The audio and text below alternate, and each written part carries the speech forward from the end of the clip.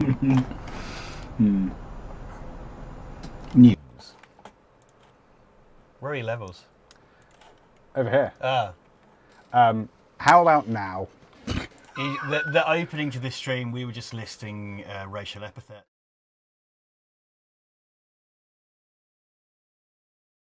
We were telling exciting stories about how streams don't work. We were actually, we were genuinely listing all the various ways that everything was going wrong. We were just listing the way streams go wrong. Liam had to rebuild the whole OBS before. I had to rebuild the entire OBS from scratch, and also I think my mic is crackling. This is going really well. This is actually perfect. I've got 2 bum holes, and I didn't before I walked in here. Really? Because that's your fault. It's Liam's fault. You walked into the bumhole duplicator. I did. It was like they prestiged my bum hole. Okay, right. I'm so glad we're actually audible on the internet now. This is going really I'm dressed well. like this because I cycled 45 miles today, and I don't think, honestly, there's a possibility when this ends I won't be able to stand up. I'm dressed like this because I don't respect myself or Richard. Yeah, no, it's a wee bit crackly, so we are going to do this.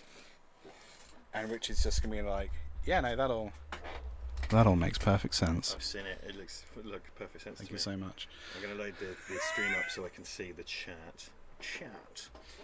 Let's kill that. There I am. Right.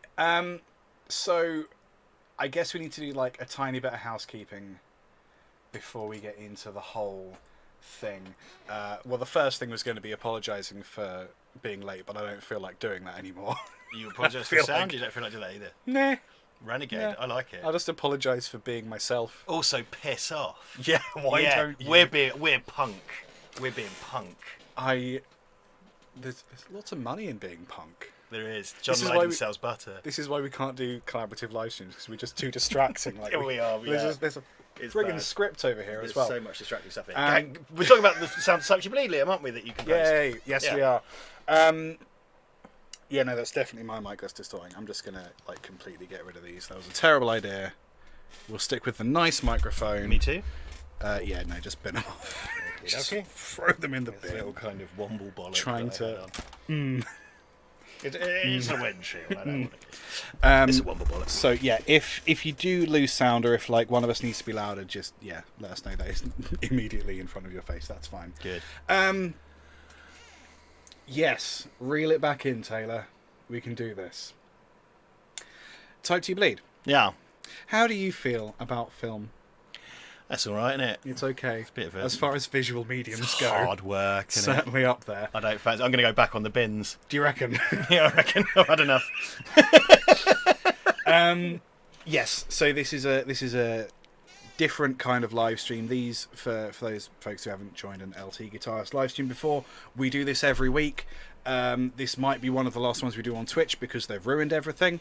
And I'm not even using hyperbole there. They've just gone and ruined everything. Oh, that was the other thing I was going to apologise for. The slight drone of aircon in the background. If you haven't experienced the heat today, then truly do one. Yes, so this is a little bit different. We're actually, rather than making music, which is what we normally do, we are talking in depth about a bunch of music that I wrote for this guy. Oh yeah, the arrows don't work. Which way do I need to point?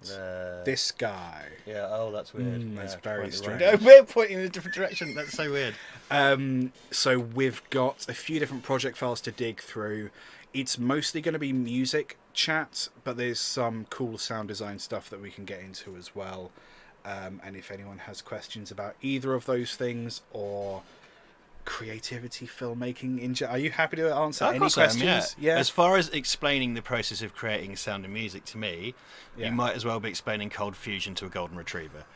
But you know, I'll do my best. I'll do my best. In many ways, that's why it's good to have you here, so I can be like, make sure it's actually making sense to the general public. The layman. The layman. The dickheads. I always thought layman was way more of an erotic title than it turned out to be.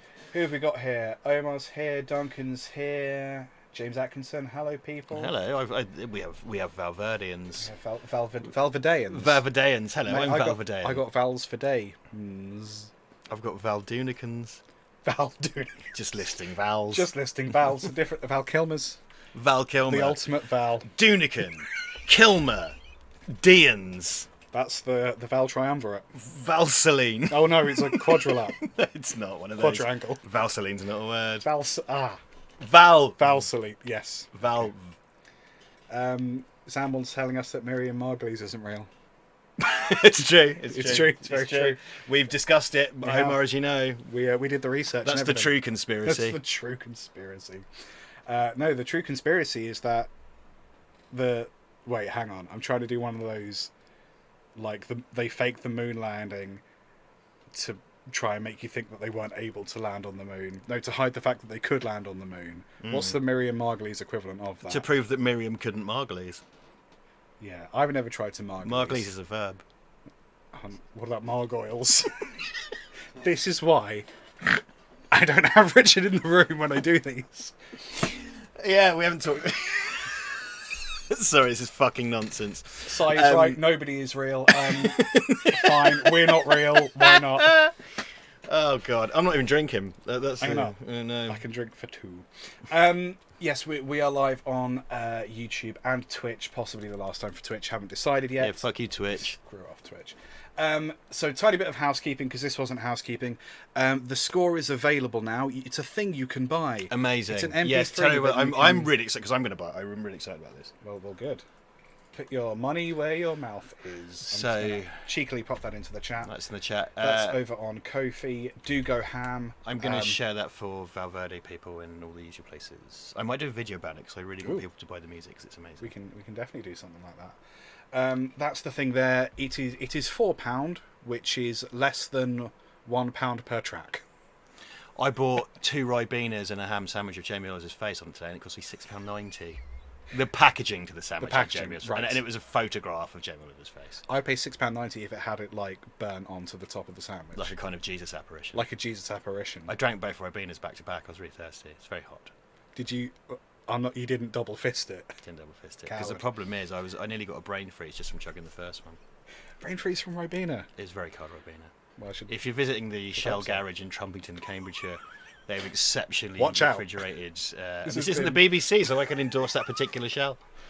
Well, you're also urging calm and what's the word when you're not freezing? Hot. Yes, urging hot. Something our cat used to get. These are divisive times, and I think people should just double fist Ribenas and eat a sandwich with a television chef's face on it. I'm not even 3.1 of the housekeeping. I'm going to get a Sprite. Yes, you go ham. It's another brand. The score is available up on Ko-fi.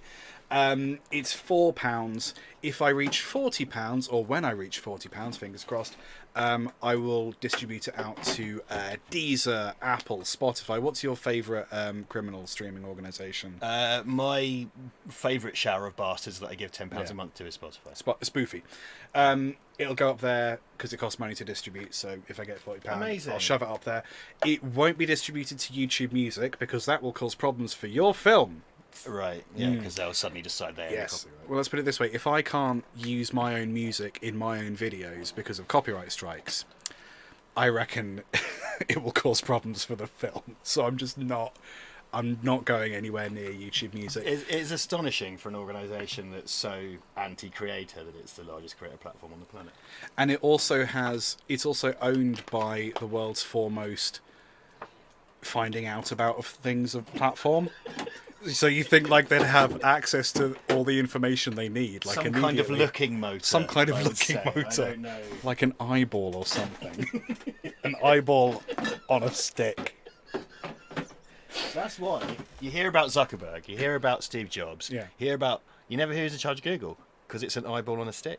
It is an eyeball, and it's a wooden stick. Mr. Goog eyeball. So it won't be up on YouTube. Okay, that got him. It won't be up on YouTube Music, but there are YouTube videos which will be live. Now. Can I just say that internally, and I don't think I've ever said this out loud. Go on. Every time I bring up Google.com, in my head I say "Oué le Google," and that is actually true. Yeah, and that's also how you find out Oué. It's exactly. You're typing it in. Le Google. Le Google. Oué le Google. Point 2, housekeeping. If you haven't seen Type 2 Bleed, I think looking at the lovely people in the chat, I reckon you all have. If you haven't seen Type 2 Bleed, the score is spoilery. That's sort of my signature, is putting spoilers in scores.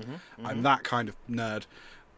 So if you haven't seen the film, there will be a link somewhere. If you're watching the replay, I'll make sure it's in the description. So definitely watch that first. It's 20 minutes. It's much, much shorter than this stream will be. So in terms of a time... It's a good way to spend 20 minutes. It's a great way to spend 20 minutes. You can, if you include the time searching for it, it's easily 21 minutes. It's true, Which is just value for money. I'd say it's probably, like, better than a McDonald's, but worse... No, wait. Worse than a McDonald's, but better than a prostate exam, I'd say. Is that the binary? Do those things... Are they out of phase with each other, so they cancel each other It was, but it doesn't apply to us because it was introduced as EU law, so we don't have to buy it. Because take that, Brussels. Prostate exams are metric. You know? No. Yeah. But I still only have to have one, right? Okay, well that was your one prostate exam. Now we need another 0.6 of a prostate exam. I do my own. No one asked me to. It is easier. It's a real money saver. You good? Yeah. Giggling like schoolgirls. Carry on. Schoolboys can giggle. Let's not make it about gender. I think that's all the housekeeping, and I think that was delivered very coherently, and it only took us half an hour to Do you go see live Duncan's with sound. constant frustration with me? No. Good. That's why this is out of control. Oh, it's you. Duncan reins me in. Really? He's so good at getting me back on track, so I'll just talk about this shit all day. I mean, these notes are quite dense, so let's get into it. Do it, and I'll shut up and stop being an idiot. No, you won't. Okay, Don't promise. Don't overpromise. I've built my life on under-promising. So I think what we'll do is talk about the process and kind of go through relevant project files, because there's different project files for different things.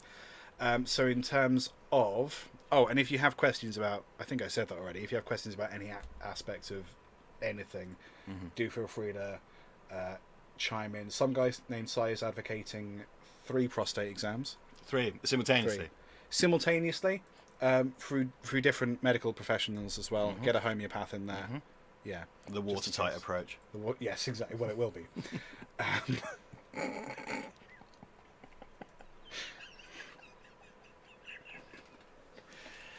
See, Laura doesn't have to edit this, so she's spared. No, that's the wonder of live streams. Everything's permanent.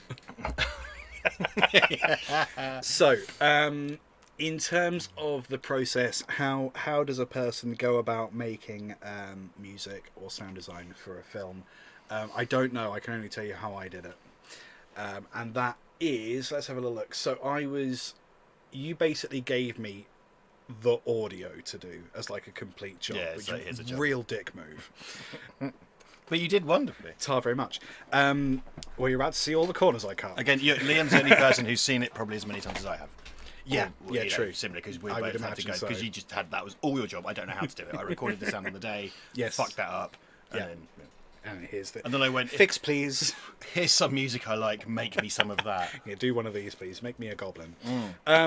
So the first thing I did was I kind of partitioned my brain and made it so it was 2 kind of distinct jobs, diegetic and non-diegetic sound. Are those C drive and D drive. Yes. Does diegetic mean anything to you? Of course, yeah. Okay. We did that in film studies. Yeah. Oh, okay. The diegesis is the reality of the diegesis. Film. That's a new word. Yeah. So for the uninitiated, unwashed? The unwashed. Unwashed? Yeah, unwashed. Screw it. For the unwashed, diegetic, non-diegetic refers to whether something takes place in the context of the film, in the narrative of the story that's being told. Yeah. So diegetic sound is dialogue, cloves rustling. If someone's driving past and you can hear Beethoven's Ninth Symphony coming out the window, which is a real banger for driving music, that is diegetic music, diegetic sound. Anything that is added on that the characters in the thing don't hear is non-diegetic. Non-real, I guess. It's there to kind of enhance the mood, paint a fuller picture, tell you how to feel, but it doesn't exist. It's not something the characters experience. And I will probably at some point get those ass backwards, so look forward to that.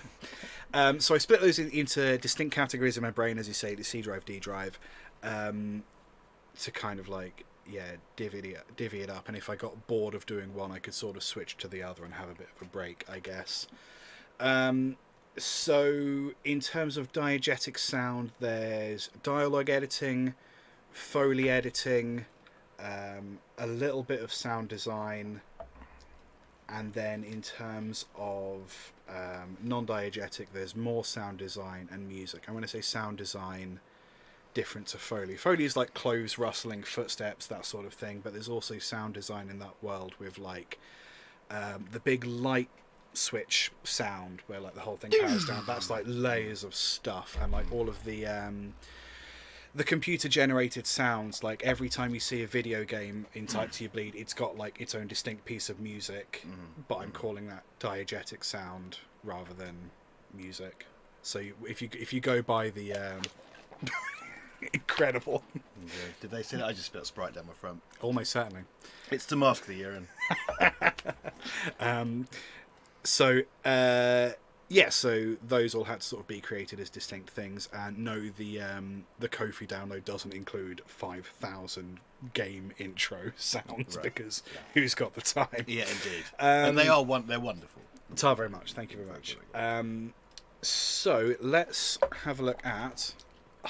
Slow fade away from the screen. So this is the master project, and actually what I didn't do was give myself a way to turn off these cameras, so I might actually, just to give you a complete picture, boot. But no, that's the lock button, Liam. Come on now, lock. Turn off the eyeball. There we go. This is Cubase. I like Cubase. Cubase like me. I'm a certified Steinberg trainer boy. That's what they call me. I didn't know that because I used a version of Cubase. Oh, really? Yeah. At uni, I got a pirate version and I made some music very basically. Nice. I don't really do that, but I gave it a swing. And I didn't know. So what you can see here is because the video track's laid in. Yes.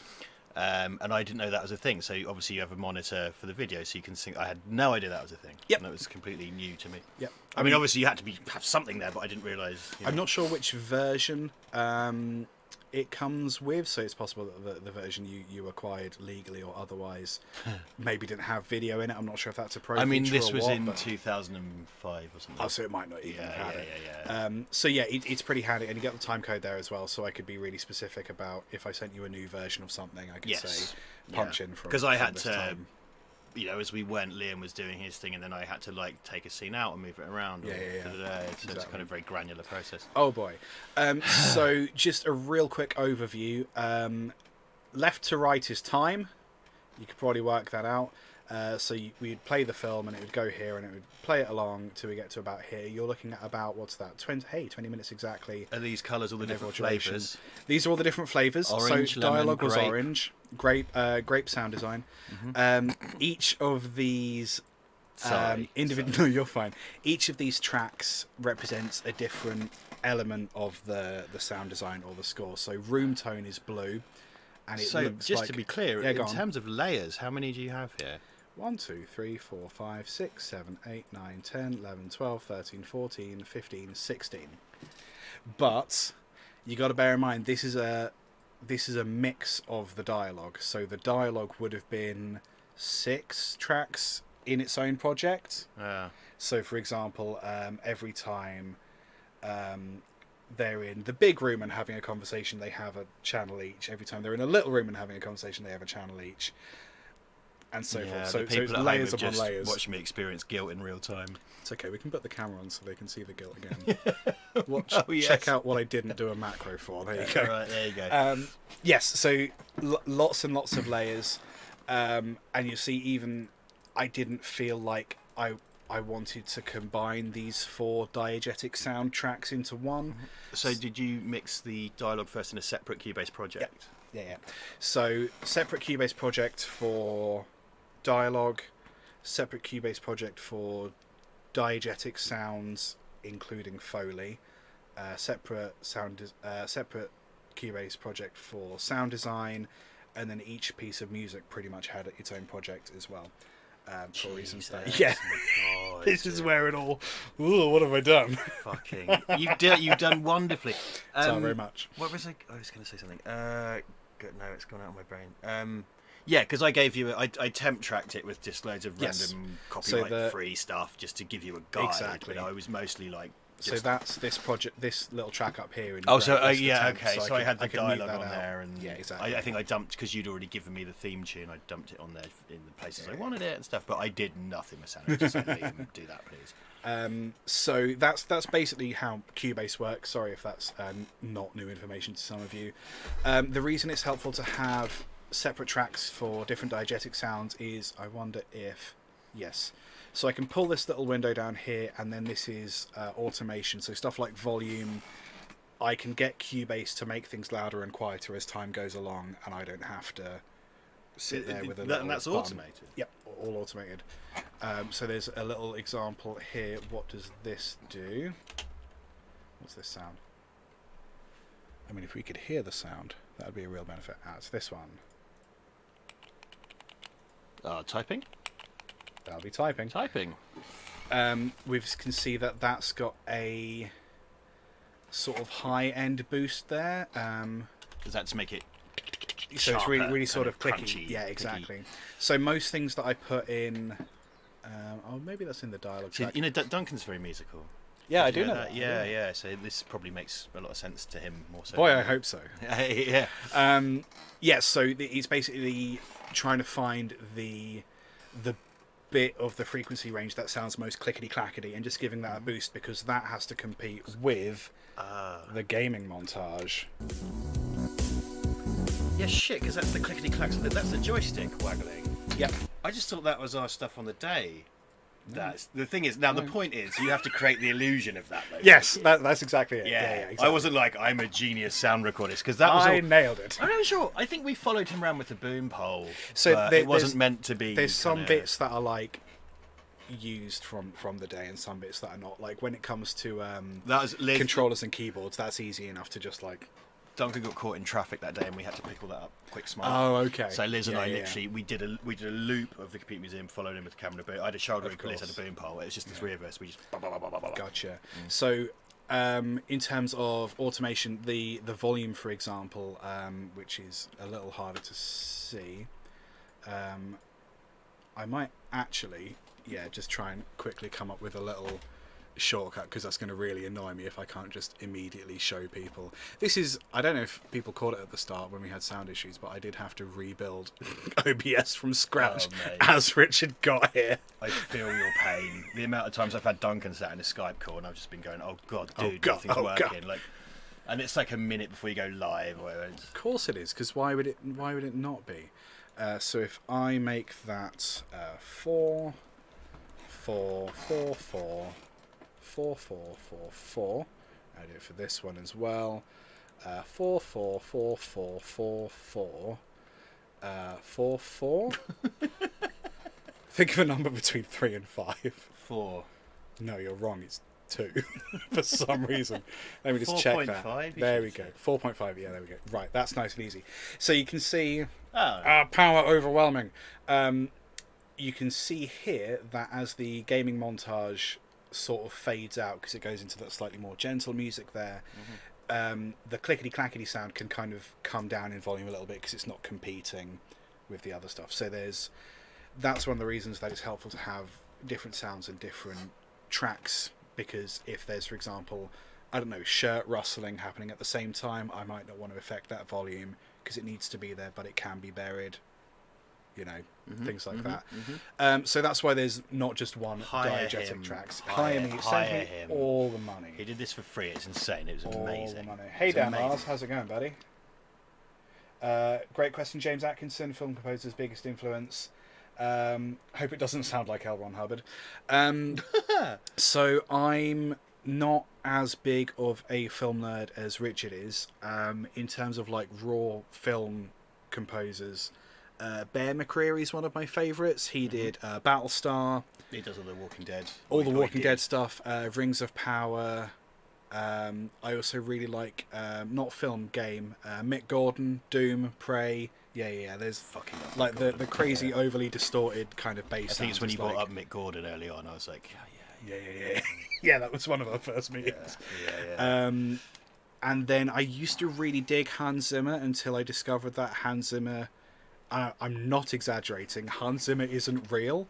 Hans Zimmer is a German-sounding sweatshop with a bunch of interns that are poorly paid. Oh, really? And then a man in a suit that claims the award statues. He composed a theme tune for Going for Gold, you know. I don't know what that is. And That also, is no, he didn't, because he's not real. That's a quiz show from before you were probably old enough to... Yeah. Really? Just showing my age, yeah. I know that he was involved with The Lion King and a bunch of Disney stuff. But then when you get to, like, the sort of...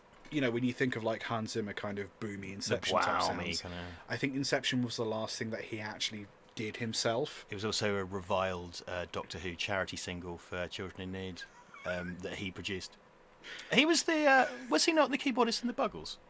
Yes, I think so. Yeah. Zimmer facts. But he's not real. He used to be real, and now it's just a bunch of interns trying to work out if you can actually play bagpipes in low gravity environments. Right, yeah. Dune. I actually didn't mind Dune, but it was like a bunch of 12-year-olds trying to sound like a Hans Zimmer score. I don't like Hans Zimmer much anymore. It doesn't come across. Good, okay. As long as I'm coming across as neutral, that's fine. In terms of other music, I draw a lot from game soundtracks because I like the sort of interactive nature of them. And like Mick Gordon, I think, is one of the best at like maintaining like really high energy, high sort of tension. Yeah. But in a way that doesn't feel crazy repetitive or make you feel bad that you keep dying at the same boss and then you have to hear that same jingle every time. Doom Eternal pushes you through these different arenas. Yes. Right? Doom 2016. And like every time The Only Thing They Fear Is You comes on, I just want to do it again. Yeah, I'm a big fan of like chiptune sounds. Yeah. So I love the Mega Drive synth in particular. Because like the SNES one's technically superior, but the Mega Drive one has this really kind of bassy, nasty sound to it. And there's a guy called oh no, that's so annoying.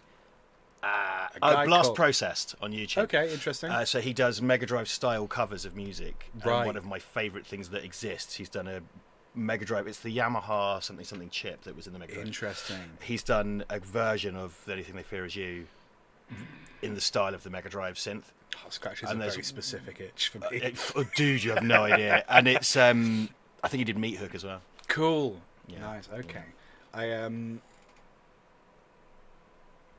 oh yeah, loads of goblin. Yeah, so we'll talk a little bit more about like the actual process, but I figured it's good to give an overview of like how Cubase works and like yes, of course. So I didn't mean to derail. So that's no. You're right.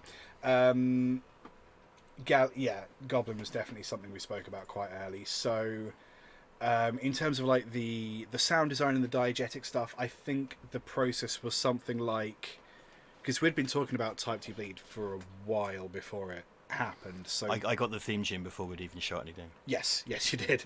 Yeah. So when it came to filming, I think you basically said, what are some of the things that I can do? Because I think there was like 2 hours where I could be there.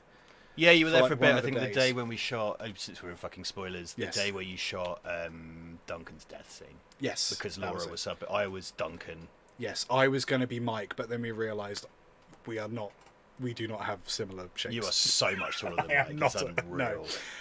So then we got Laura. I think I got half a glove on and was like, I remember do I look like Mike? I remember seeing the glove hanging off your hand and I was like, shit. Nope, that's the wrong size. It was a very bad call. I don't know why. We just did it because you were a bloke. And it's like, well, hold on. Laura's the similar size and it's a big yellow jumpsuit. So. That's what you get for putting people in gender boxes. Well, it is. Yeah. That's what happened. That's true.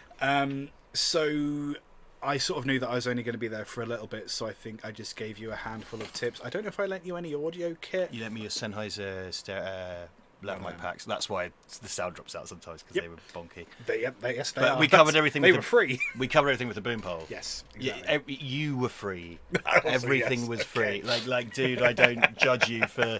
I don't own Sennheiser packs, so that's why we didn't fucking use mine. No, I mean they were free for me. Yeah, I know. Which is I why know. they were Oh, I know. joking. Don't worry. Okay. I've seen what's free in here, including the radiation tape, which I'm jealous of. That's a different discussion. I might have another spare reel somewhere if you're well behaved.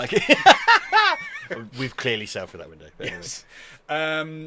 So yeah, you went away, you recorded all the stuff, and once you had like an edit, pretty much the first edit, I then started piecing together audio in places, and then every time I got a different edit from you, you were like, this bit's changed, this bit's changed, this bit's changed, we put this bit in the bin.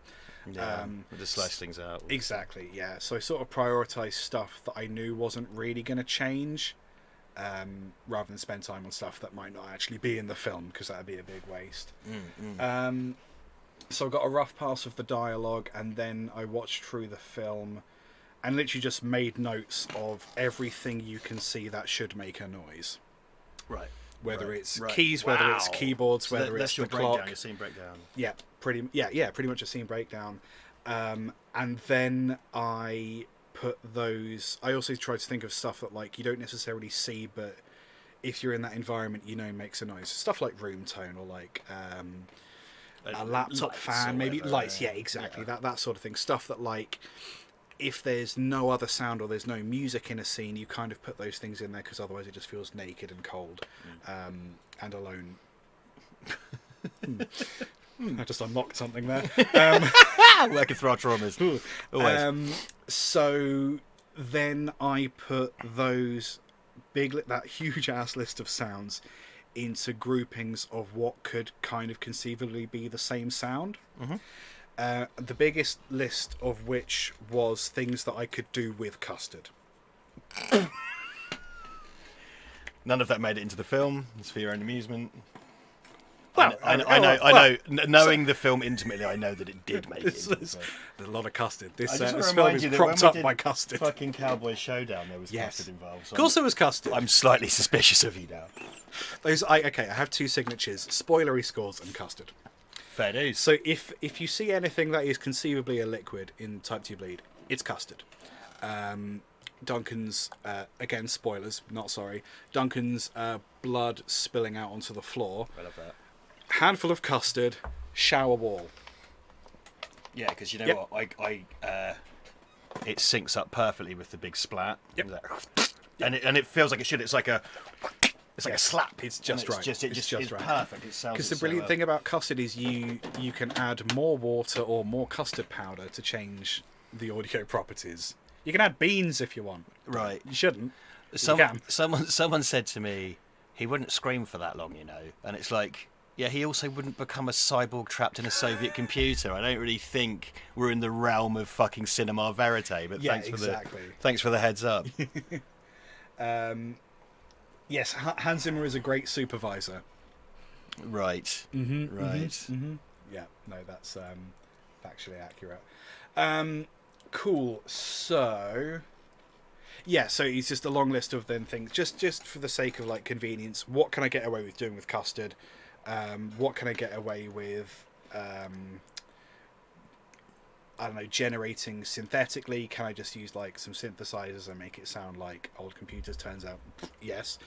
And then what are the more difficult things? What am I going to have to get my ass on a bike and schlep around town and point an audio recorder at to try and find? That sort of thing.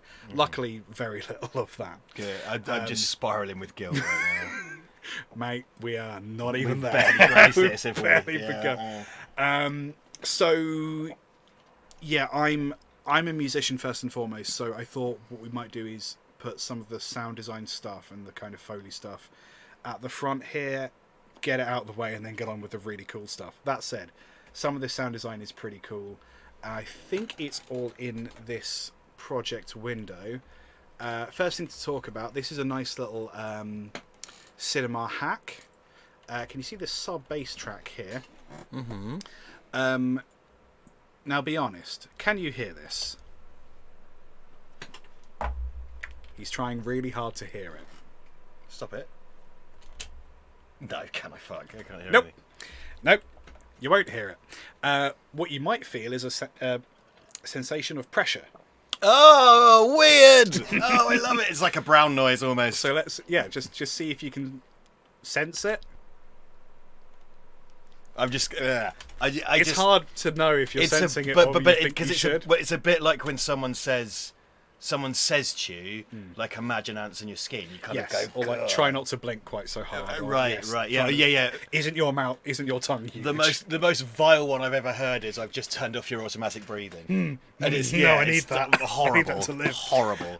So this is a trick. What are we outputting there? That's kind of like 20 God, hertz. So there's some kind of wild. Where is this exactly in the film? So this first little bit appears when we're first introducing. Something's not right. Yeah. The whole scene is constructed around something that's not right. It's just adding pressure, and it's something you feel much more in a cinema with like huge, big old speakers. So in terms of you doing this brilliantly. The whole point in this scene is, right, everything's been kind of funny so far, but something's not right. So it really helped us that light was flickering. Oh. Because the light top left. Yeah, and someone was like, you can't have that, the light's flickering. I was like, no, we got to have that. Yeah, of course you can. And I lit the machine green. Yes. The machine is not green, put a green lamp there, so it's just off and it's foreshadowing for later. Yes, no, that's true. I hadn't noticed that. Also, the way it slides across, Yeah. it's supposed to be, it's slowly consuming them both. Right, so if you followed that line if you kept that take, they would disappear into the machine. I just hit the mic, sorry. No, so the whole point of this scene is that something's not quite right and something's starting to build. And what you did later was very clever because you puncture the pressure for humor, exactly. which I never would have thought of. That was sort of my instinct, because he delivers a line and Duncan's like, oh, what? So I've already forgotten the character's name, so it's Duncan and Mike, I'm afraid. This for me was, I'll get out of the way.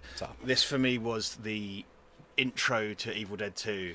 So they say it was written by the Dark Ones when the seas ran red with blood. So like he does the exposition scene in the kind of gravity that Mike Geary has, but then in his eyes he's in love with it. That's my direction was you're in love with this machine. Yeah. So we had that thing where the audio just sort of drops off, and then the sub bass pressure drops off as well. Amazing. It's kind of like it's like a sense of relief. Fuck! I can never work for anyone ever again. I'm going to have to find money to pay you. This is disgusting. So it's that's just one of those little techniques. I've never tried it before. I think the few times I've seen it in like cinema environments, I'm pretty sure it works. I reckon. I don't know for sure, but I reckon. Yeah, because I mean, you saw it in Norwich, and obviously you saw it the other night at our thing. Because I've seen it in like a bunch of cinemas now. Yeah. Wincoming Exchange. He was there the other night. Oh, lovely. How's it going, buddy? Nice one. Everybody's having a little party. So that happens there, and it kind of fades in, as you can see under my face, for the whole pick up the knife, obviously, and drops off as he leaves the room because we're in a different environment. Yes. And the sound goes like... yeah. And again, it sort of fades in during this sequence. Yeah, something's not right. It's just... But then I figured drop it off when little Murder Goblin pops out, because I figure in my mind it's like the pressure's kind of it's relieved because you know exactly what's going to happen. Like pressure's off. When there's no mystery anymore. You as exactly. You as the audience. That was my kind of. So I used it thrice. Did I use it here? Oh, that's still that sequence. So, like a little bit of pressure build up as his head kind of goes mental. And this was the most complex sequence to edit. Oh boy, I can imagine. This was all. There was so much 3D and stuff. Most of the lighting in this isn't real. Right. Like all of the motion graphics, and it was with a laptop that wasn't quite up to it. Running it from a remote server because the project was too big to put local. So it was running over I was editing this over Ethernet. No, I wasn't. I was editing this over Wi-Fi. Some guy named Sai. How does that make you feel? Yeah, he's probably vomiting. I don't do that anymore. This was then. This was then. I don't do that anymore. So that's the sub bass track. You're gonna adore this if I can find the right track. I think it's Diegetic 3. Let's play that back. This sound. Yes. You did tell me at the time what this is. It's a sped up modem. Yeah. It's beautiful. One of the things in the museum is a button for the kids to press. Right. And when they press it, it literally says, this is what it used to sound like when you had to go on the internet. And the kids press it and it's... And that's such a huge part of my childhood. It's in the fabric... Oh, I love it so much. Because it's in the fabric of everything I was trying to do. Yeah. Beautiful. What I can't remember if I show you this later. Basically what I did was I got the sound of a modem, I split it up into like a very small thing, and then I had to create a digital instrument using that in order to make it easier. So rather than like cutting and moving it around, I sped it up, and then I basically sat there and just like on the keyboard went to make it easier and less and slightly more. I sort of gamified it, I guess. So you get individual ticks when there's like a single letter coming on screen, and then like you just sort of hold it down for. I love it because it's not stock. Exactly. And it's built from something that is utterly relevant. Yes, yeah, exactly. So my kind of... I don't want to do a sequel to this. I've got no interest. Like I've said that before, right? Yeah. But what the Jupiter in my mind is trying to achieve, and this plays into what you did, is once it... Because the head's desiccated, right? Like it's not at full function because it needs a human brain to work. Yeah. Once it's got a brain, and it doesn't matter whose, it just happens to get Duncan's first because it's had Mike longer. Right, yeah. It's going to attempt to connect to the internet.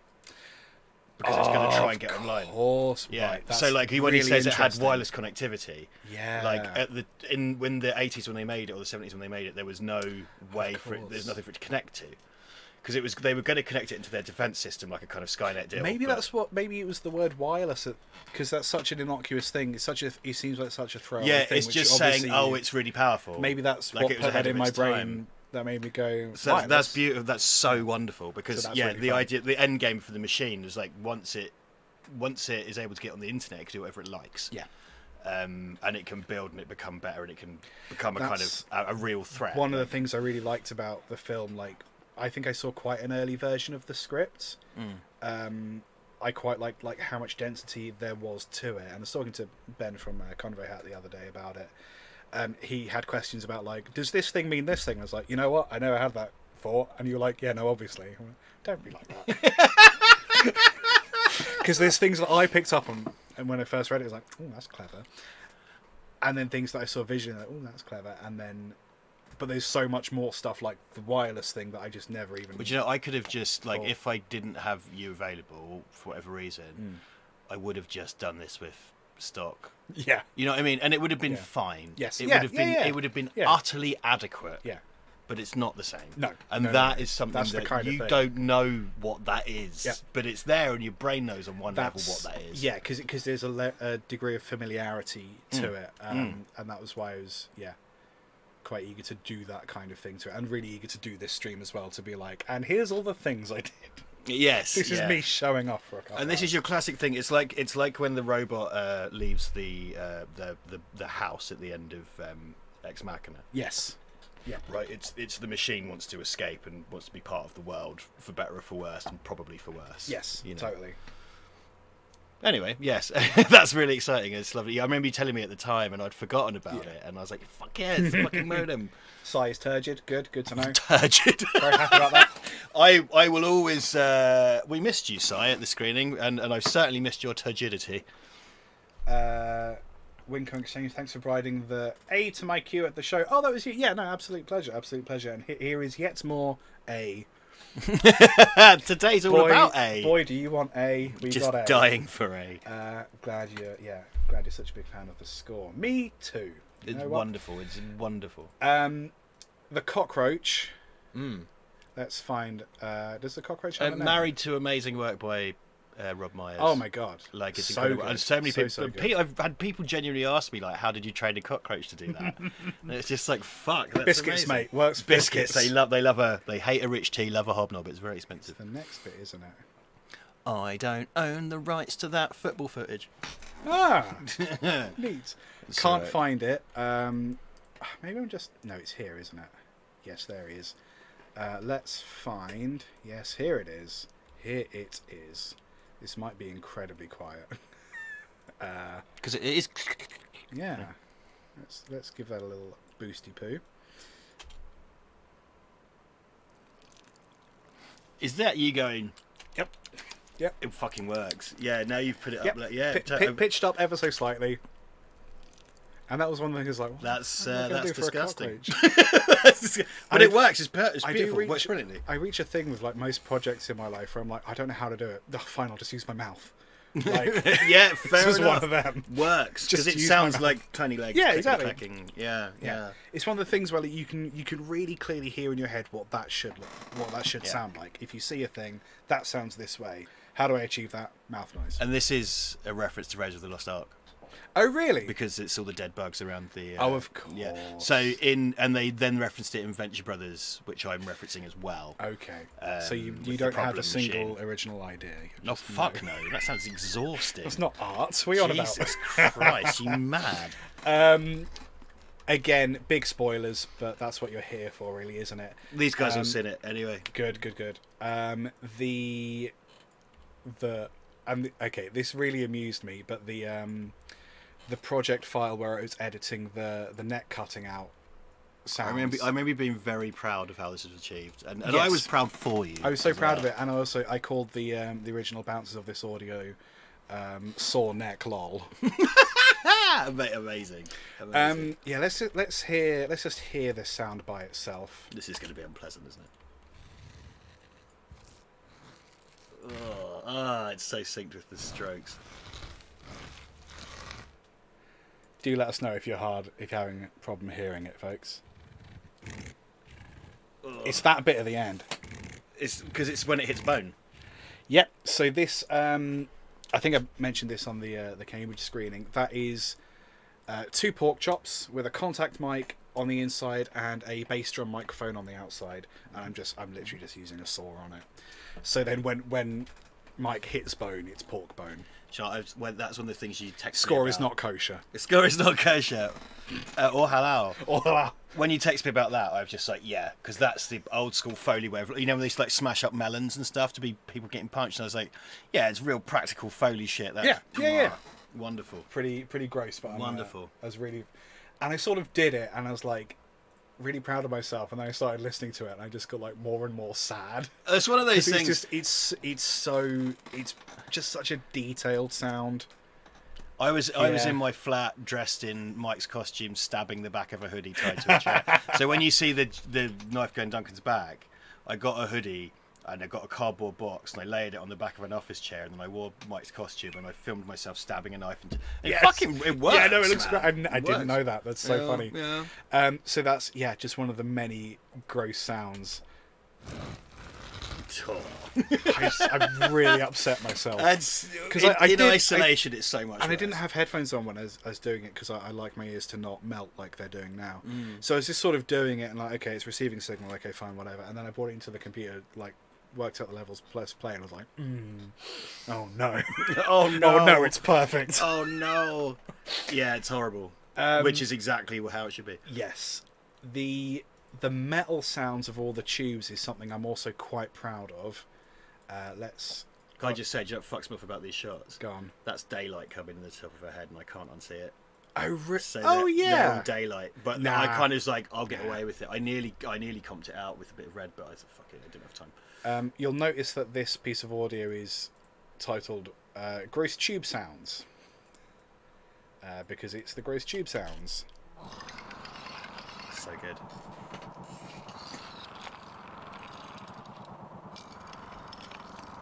Oh, so there's something in the mix that Yeah. you don't really get to. So that's like a little. I've got the suite of instruments I use, other than quite a lot of stuff that comes packaged with Cubase. I use a suite called Native Instruments, and one of the things I really like in their suite is a pack called Kinetic Metal, and it's basically just layered metallic sounds of like drum cymbals dragged across concrete, and like cymbals played with bows, fridges malfunctioning, car keys, oil canisters. I did a stream for Native Instruments. Did you really? Yeah, with No the way. Fat Shivers. Oh, rad. Yeah. Oh, we'll have to talk about that. Interesting. Yeah. Because they're German. Why are they in Wales? Oh, they were. It was like a confab of people. Oh, rad. Okay. Yeah. No, I am. Yeah. Native Instruments. Samesies. So that's Kinetic Metal. You're sort of hearing underneath that, and the other sound. They're here The tonight. famous. See now, do you know what? Just sorry, I don't mean to derail. These exact forks. These Yes. exact forks. When you said Those are knives, just by the way. Cutlery. These exact cutlery. Fuck's sake. Just by the way. When you said you dragged the handles of forks together, this is so weird. Or knives. I pictured these exact ones because my mum and dad had Yeah, these. no, these are my parents. Yeah, my mum and dad, because these are because they're quite hefty. They are. 70s, these kind of double C. My mum and dad had these exact ones, and when you said it, because Yes. I used to sit and rub them together as a kid at the dinner table, I pictured these exact fucking bits of cutlery. That's so weird. Yeah, because we have sort of somehow had the same childhood. Yeah, well, we grew up round the corner from each other. Yeah. So when I sort of saw these, again, I did that thing of like sort of knowing what it should sound like, and it was a noise from my childhood, and like seeing the pattern of the tubes themselves just really reminded me of the pattern on these forks. Yeah. No, I get it. So, and then the very familiar sound of like them just kind of like rubbing together. So that's what you're hearing. But of course, it's not just two knives rubbing together, Richard. There was custard in there as well. Of course there was, because yeah. Body grossness. Body grossness. So I got something like, I got a cup like one of these. I was fucking custard. Put some custard on the knives, and then I just sort of did this, but I think I can't. It did it like this. That's like a kid smashing a Barbie and an Action Man together. Look at the... Wait, so you, that's what you did. You were in the cup. I kind of like. I Can used the boys and girls at home see that? Yes, they can. Probably. Yes, they can. Yeah. I mean, they know what cups are. Yeah, but it's just the detail of you kind of fingering the cup. Right? And I did that so because there's just something about having something in a cup. It kind of feels it's an orifice, right? Let's not beat around the bush. Yeah. It's an orifice. And good old Rob made sure to put gore and schmutz on the end. Yes, exactly. So my because similar to yourself, I left Rob to his own devices and I let him get on. I said that I wanted them to look like Bender's arms or Dr. Octopus's arms, and I used to love drawing robots when I was a kid, and they had those little like kind of coiled out arms, and Bender's in particular, ribbed for her pleasure. For whoever's pleasure. Bender's kind of spaghetti around and stuff, but like those kind of it's 1950s sci-fi futurism. Yes, no, totally. So it's just the barest hint at 1950s sci-fi futurism. That's the point. And on that mold, in the kind of B-movie mold, there's a film called They Saved Hitler's Brain, which is literally about the head in a jar. So we're kind of, and then the teleplay Cold Lazarus as well. Right. That's the. Because that's about a frozen head. It's about Philly's frozen head. So So that's how I did that, and custard just to be like evocative of human goo. Because they come out all exactly. gooey and schmutzy. So then it was basically the same sounds reversed for the opposite effect. The difference is slightly less schmuckus. I'm trying to bring back Yiddish. It's going well. The difference is. Because there's like a membrane in ears, so I had to kind of make like a kind of piercing sound. So that's the fuck my dog. Jesus Christ! I don't have one. Don't worry. It's figure of speech. I'll get one if you want. Wow. Yeah, no, that was it. I don't remember. Show. Those two, like in the nose, because it's so like. It's like a kind of innocuous. Yeah.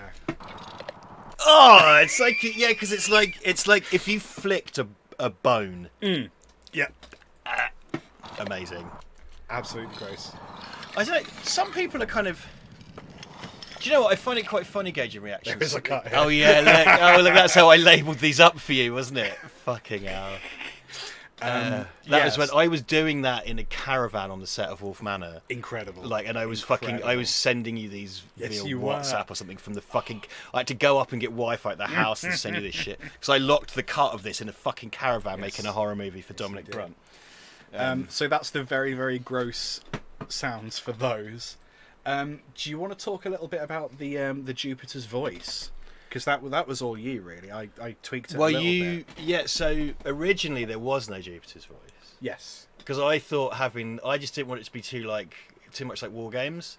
Because I'm directly referencing War Games, right? Yeah. But I didn't want it to be too much War Games and Electric Dreams.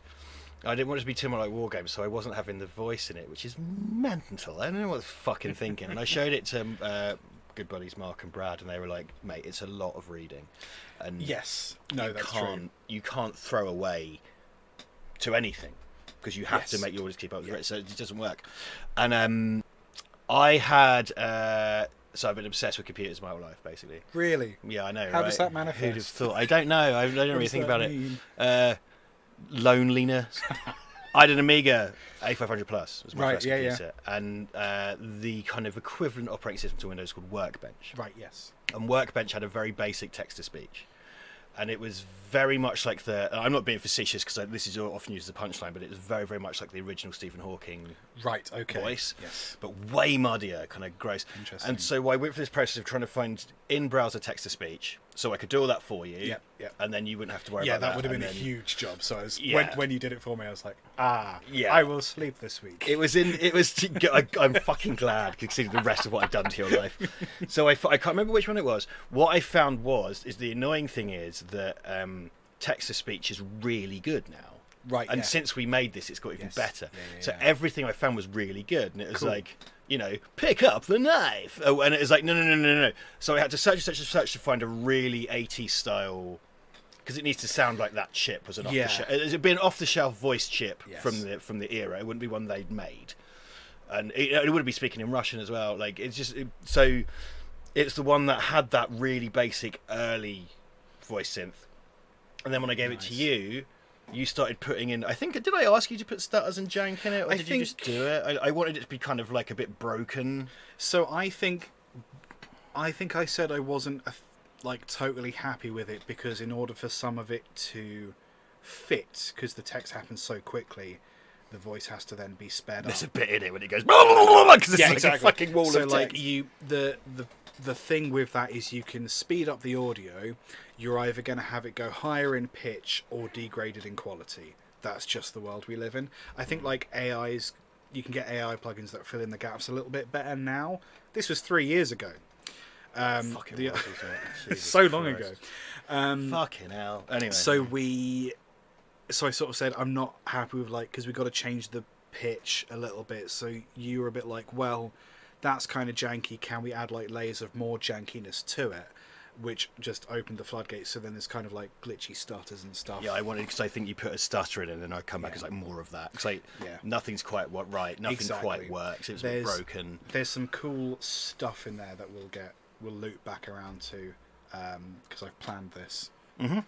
If you can believe that. I'm doing my absolute best to behave. No, we're all doing really well. We're all doing really well. Great. So yeah, there's some glitchy stuff that I put in there as well. But yeah, so that was the origin of the Jupiter voice, and it is interesting that we started off without it, and then quite right. Yeah, I think it makes perfect sense now. Yeah. I didn't want it to. I was trying to avoid cliche. Yes. But it was just like it just doesn't make any sense to not do it. Like. So that's sound design. Foley, dialogue editing. If you have questions about that, bring them on. The rest of this is going to be about music, pretty much, because I'm a musician. Yeah, this is where the silly stuff happens. Oh, but I'm really excited for this. This is the silly stuff. I've said this time and time again, but I sent Fabio Frizzi's score to Zombie, or Zombie Flesh Eaters, and I sent Alien Contamination by Goblin. I think maybe some Dawn of the Dead by Goblin, and you're just aware of Goblin anyway, it doesn't matter. So I was like, look, particularly on the Fabio Frizzi side, because I think Goblin's quite widely imitated, like Barbarian Sound Studio and all that. So I was like, I want it to have organs. Yes. Because the whole point is the museum's like a place of worship, and Mike is in a kind of state of religious awe. Yes, totally. And that runs all the way through it. So there should be church organs in it. And that was it, wasn't it? I was like, I want the church organs in it, and I want it to sound sort of like this. And that was one of the things where if I think the dialogue or any sort of aspects of set design referred to it being this religious-like space, I would have said no pipe organ because that's too easy. But because that's just something it's all in the game. It's all in the game. You're separated that's by stuff that we had kind of conversations about, and I totally get that space feeling like this kind of religious. Well, it is. It's really cavernous, isn't it? It's nerd mecca. It's nerd mecca. Yeah, it's you do come and worship there in a way, and I've done it. Yes.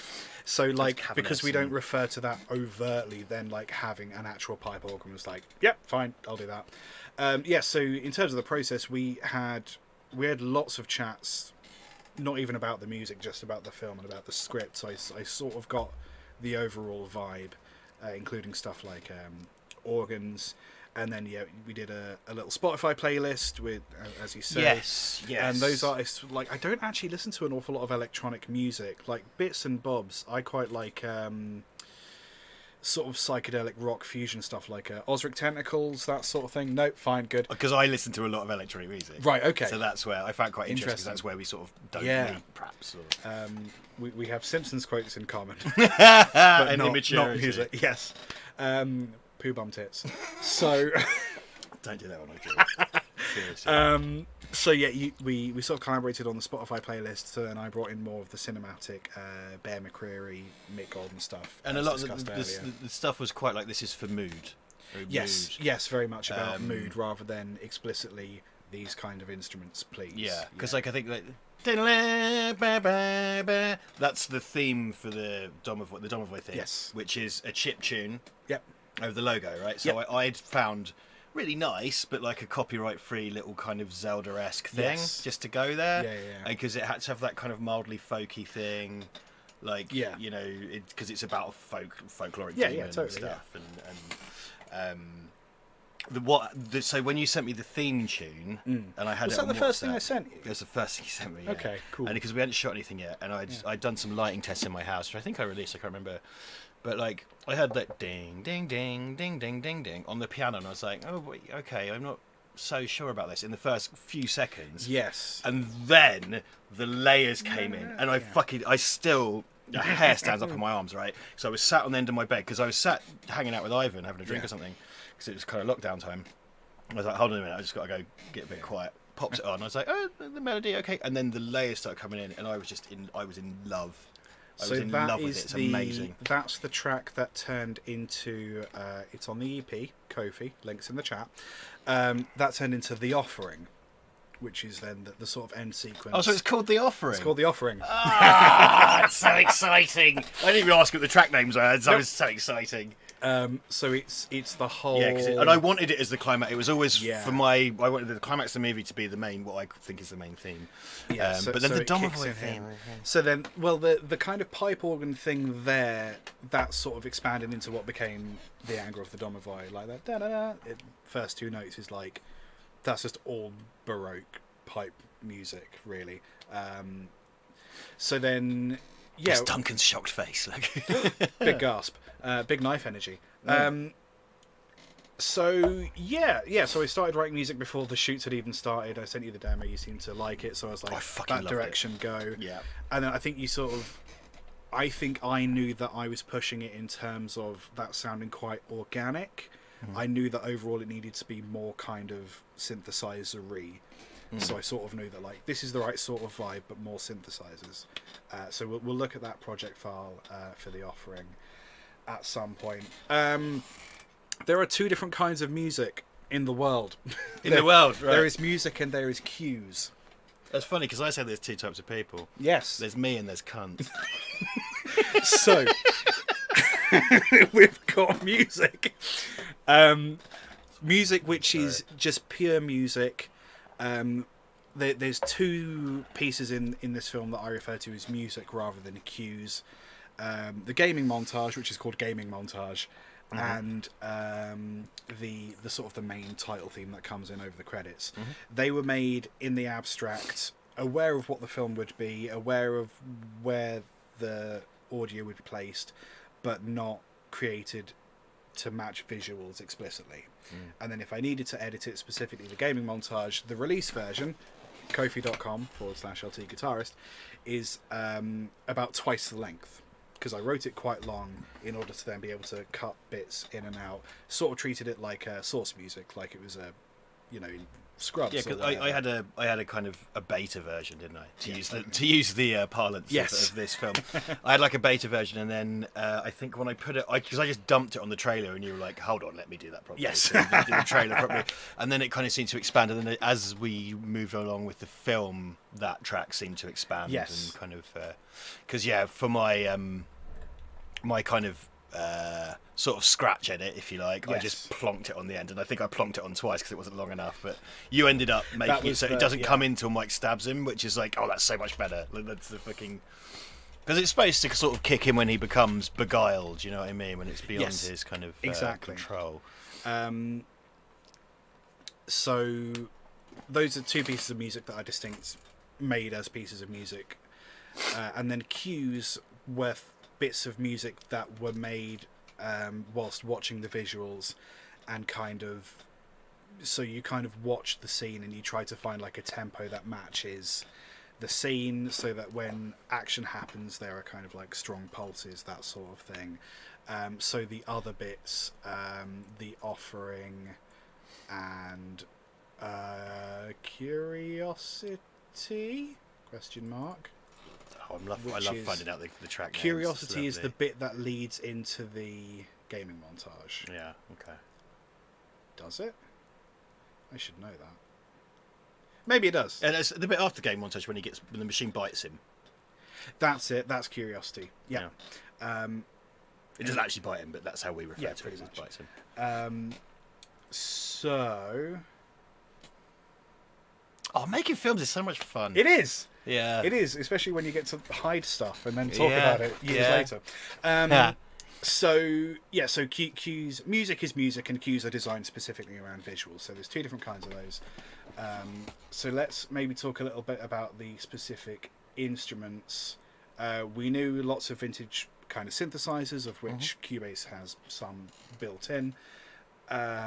Church organ, yes, I bought this very early on.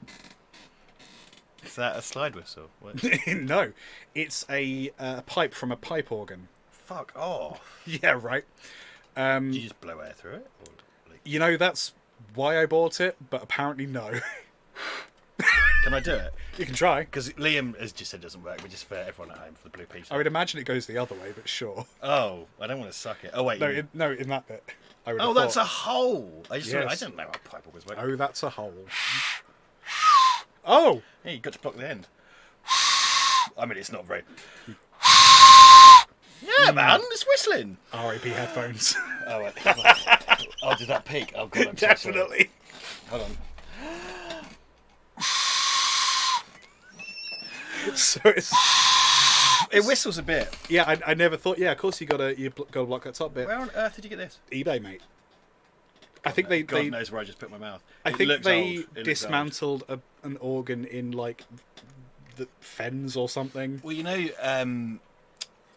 Yeah. Oh, I don't know what that noise means. Sanjay disassembled a synthesizer to make the Jupiter. Yes. In the nice colours. One of his great decisions was a kind of wood panel style. I think that noise was someone getting the soundtrack, so thank you very much. I'm sorry the screen didn't light up. It normally does. I had to rebuild this as the stream was live. I'm just going to... Cheers. Check it. I'm not just texting. I'm getting the chat open on the phone. Yes, so we were talking about instruments. So I sort of bought this thinking that I could maybe toot into it and get a sound out of it. I never thought to block the end of it, so thanks for making me feel smart. I mean, it's not like it had a great result, though, was it? Like, you know, I won't worry about technically speaking, that was a sound. It was a pitch. It was a pitch. You could tune that, turn it into something else. And then I thought about like using it as like kind of percussion or something, and then eventually I was just like, it'd be easier not to. Do you know what? As an object, I really like it. Yeah, it's fun, right? It's fucking cool. And it's kind of like symbolic of that £8 I invested into the score and then didn't use. That's what it's symbolic of. I'm into symbolism. Like all these things, Liam was in no way reimbursed. Did we reimburse you? No. Well, someone just bought the soundtrack, so yes. Okay. Everyone gets paid next time. That's my mantra. I'll do it for free if I don't have to do the dialogue editing. That's fine. I'll get someone else to it. That's fine. Yeah. So the other big thing is this taser-looking guy. Let's shove that over. The Soma Ether. Yeah, it's got little points on it. It's got little points on it. This is a electromagnetic field recorder. Yes, I remember this. This guy. Yeah. And again, this is one of those things that I used it in the score because I own one.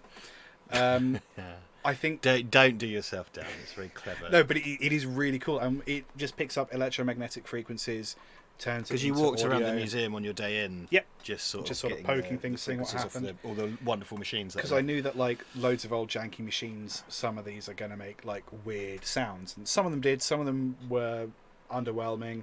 The absolute coolest bit was there was sort of a point of confluence between these three old machines that were on, and if you stood directly equidistant between all three of them, it kind of made like a very pure sine wave with just like a little bit of you know the crap Jupiter's on it. logo is like a cosine and a sine wave. Oh really? Because it's from that's the real there's a Soviet department called like the Department of something and the Department of something, it ends with instrument making. Oh okay, interesting. So that's the logo right from the real Soviet department. So it was supposed to be made by the Department of Instrument Making. I think it says it in the it says it in one of the kind of synopses I did. Nice. Okay, but this using instrument, not in the musical sense, in the tool sense. And this is one of those things that's like, this is sort of a tool, but you can use it in like a creative context. So I sort of walked around with this, and then just had this little mini jack out into field recorder, so that this comes up a little bit as we get into stuff. So let's maybe open up something. I'm trying to find out what it was called because it's cool. It's got one of those horrifying Soviet names. I think there is a... Yeah, check it out. So that's the logo of the Ministry of Instrument Making, Automation Devices and Control Systems. Of course you'd have one department for those three things. Well, that's what's the kind of, I really wanted to have a bit of verisimilitude into the real wacky Soviet shit, and it's going to be some fucking over-named bureaucratic department somewhere. Oh, just while I've got it open, this is the project file for nerds. This is the current master version. We had an alt credit version, so that's there. What was the alt credit version? He was just over 20 minutes, so we had to fucking the credits. Jesus. Yeah, and no one accepted the 20-minute version. Nope. It's a fucking absolutely waste of time. pointless For both of us. Hey. So previous project iterations. So we've got that still boils my piss. Really? Yeah. So we can see in here we've got the sub projects for sound design. 1, 2, 3 Foley mix, Foley dubbed FX mix, dialogue mix, master projects, all the way up to number 8, and I do that thing where you've got to eventually use capitals so you can actually see the thing. So yeah, quite a lot of project files, and these are the individual files for each thing. So Foley Designs is in here. That's all the button bashing. Oh yeah, there's some buttons in there. Maybe I'll make those available as well. Hazmat rustles, some buzz sounds. I the reason Mike wears a yellow jumpsuit is a reference to the film Rat's Night of Terror, which is an Italian movie, and it occurs at the end with the surprise, because the yellow jumpsuit is tied into the reveal at the end of Rat's Night of Terror. Okay, so interesting. it's very specific. Like right. I search high and low to get a yellow jumpsuit for affordably, and also I had to get black. They're not just yellow. Not cheap. That's the issue. Yep, no, and also the latex gloves are black, because like the New York Ripper and like giallo movies, people wear black gloves. The reason I'm going on about this is because the costume was then given to Liam to record. You used the actual jumpsuit. Yeah, it's over there somewhere.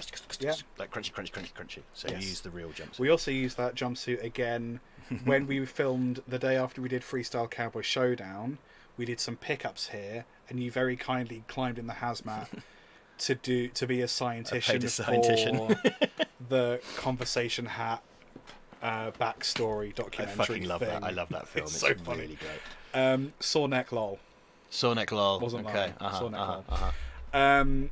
So those are all the various sub projects. I was opening up. I've got it written down here. Compositions, TTYB original instruments, Soma bass tone. This is an instrument I built. And ideally it would be making sound. Yeah, I can just play that there. Yeah. That's the drone. Sound familiar? Yeah. So that is pretty much that point of confluence that I found. Amazing. Is this live? Pitch down. It might be if I just press. Oh, don't worry about that. Don't worry about that. I'm just being. But I'm worrying about it. Okay. And on one of many things that I wish I prepared. You don't want to be on? Okay. So I can just play these keys? Oh, you should be able okay, to. never mind. Oh, because it's saying demo. I upgraded the native instruments thing, and now it hates me. So okay. So in the script, it was just like a hum. Yeah. And I was just like, that's and the thing was just like, off you get. Is it so I viewed it, and it's the same with Rob. Yeah. And partially, genuinely partially, is the fact that you weren't getting paid, so I didn't want to lean on you. But seriously, but I viewed it as giving you creative freedom. Yes. But right. Was it just a frustrating lack of direction? Yes and no. Yeah. They were, but I think I was quite comfortable to just ask you for more information about specific. Yeah, things. I'd always give it like if asked, but I kind of always like, oh well, I'm just going to let you do it. Even I've often been in situations where I'm trying to give people creative freedom, and sometimes I just don't know. So in those situations, sometimes it's just handy to just have a conversation sort of vaguely surrounding the thing, rather than asking you directly, is there too much treble on this thing? Yeah, because I wouldn't give you an answer. Yeah, I wouldn't give you an answer. I wouldn't know. Both yes and sometimes. Like, yeah. Rob just went away and did his thing. Yes. We had to get a gimbal pass with Duncan's head, so he did like a 3D scan of Duncan's head. Cool. To make all that work. But yeah, I just let Rob go over it, because I do think the reason you're here is because you're you. Hello. Hi. And it's the same with Rob, and it's the same with Dan Lyles. The reason Dan Lyles is there is because he's Dan Lyles. Yeah. And the reason Rob is there, I didn't choose people by accident. Yeah. You're all people I knew would do it and do well, and it's massively collaborative, and you are where it's the same reason Laura's AD, because I knew she'd fucking boss it. Yeah, and I definitely made her life hell. Not in a nasty way, just through general immaturity and incompetence. But they're all, everyone I got in were people like Duncan. Duncan's just a safe pair of hands. Duncan and I share half a brain. I know Duncan. You shaved half a brain? It was Hitler's brain. Male bonding is real special. I know, hairy brains. That's just sort of like if you get a little bit of your nutsack, it looks like a hairy brain. Anyway, it's you have a schedule, damn it. yeah. Anyway, the reason I just wanted to check in. Yes, but it's I viewed it as giving you, because you were there because I trusted you to do it. Yeah. I just knew you would do it and do it well, and you would understand. Because I think as soon as it was giving you my kind of vague musical influences for it, and everybody has been like, that music is so Euro horror, it's so Italian. Everyone is like, and so we're married up the visual, because I did the lighting to look super Euro horror with your music over it, and was kind of like, that just works. I know immediately what you're referencing. Yes, because we don't do it overtly. Like I've got a guy in a Rat's Night of Terror outfit. Like it's not. Because there's lots of films it's kind of like wink wink nudge nudge, this is supposed to be like Hammer, and we're not saying that. Yes, you're Amicus. I think also because I'm not as familiar with that whole world as you are, so if I really knew that whole world and was a musician, I might then imitate it too closely. Right. It might be a little too... Yeah, it's great because you're not too close to the subject matter. Yeah. Which is why I was sort of eager to get in there, because then... And then I very deliberately didn't watch any films of that nature, just to sort of keep that purity, I guess. That's great. Because otherwise... Fuck, did it work. Like, my God, it worked. Yeah. So this is the... again, just turn this into an instrument so that I could just press the button, which appears to not be working, and then just have it loop just forever. So that was really fun. And I don't think I did much to it other than just like really basic EQ, just like find the nice frequencies, give them a little boost, find the crappy stuff, reduce it a little bit, and then just put it in here to loop. So that was the main instrument I made. I made this thing, which didn't make it in, which is a similar thing, just from a different part of the computer. Okay. So that would be generated a in the same droning type thing as well. Or I was thinking maybe more like a melodic thing, but then I just never got I can see that. using it, or it was like a little too. It's a very stuffed score. I used like quite a lot of distortion in like the low end, as you all know. So then when it comes to high end stuff, you've got that pipe organ, which is feels quite distorted and quite a big sound. So sort of high end synthesizers, I didn't really want them to be too crunchy. I think especially like the Offering, that kind of piano sounding thing, is quite like a pure sort of synthesizer sound. I love that I've got a name for that now. Yeah. So yeah, I think it was just a little too crunchy in the high end. It was a little too fizzy, so I just never really used it.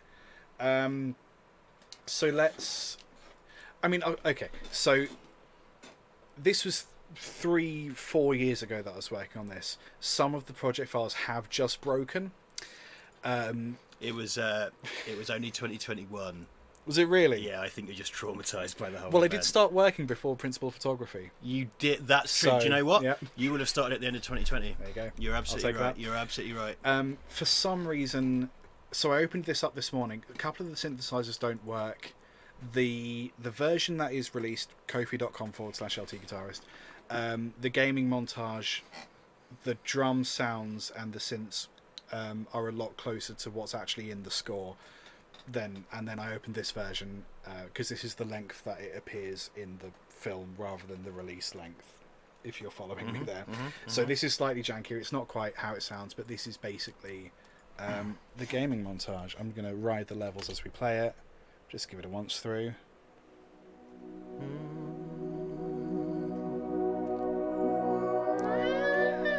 It's great. It's so good. So that's when he's kind of looking around and like, oh, games.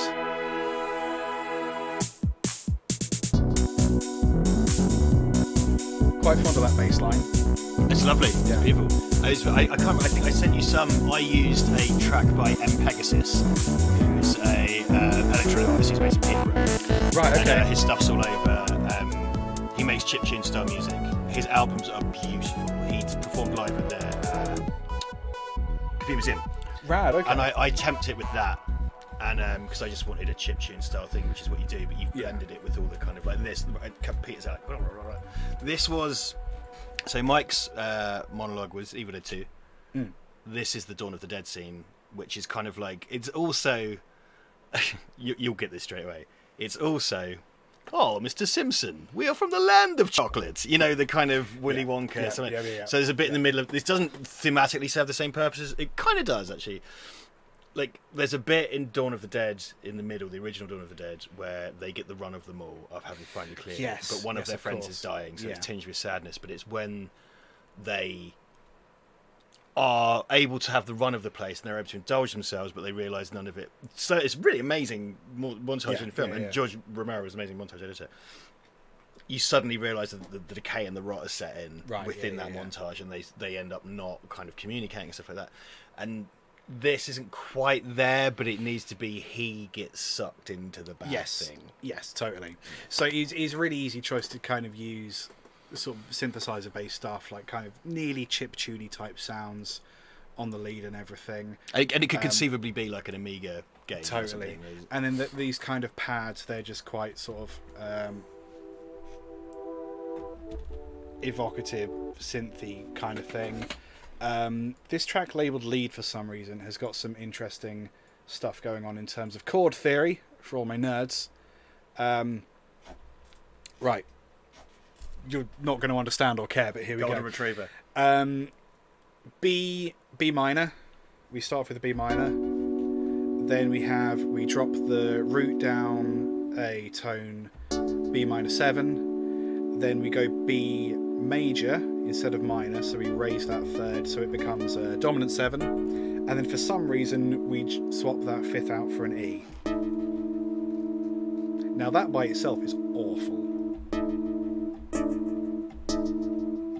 It's just not nice at all. Mm-hmm. But in the context of these 4 chords, like, that's quite nice. Ooh, that's a little bit different, but I don't mind it because the other 2 notes are the same. Where is that in this? Oh, fuck!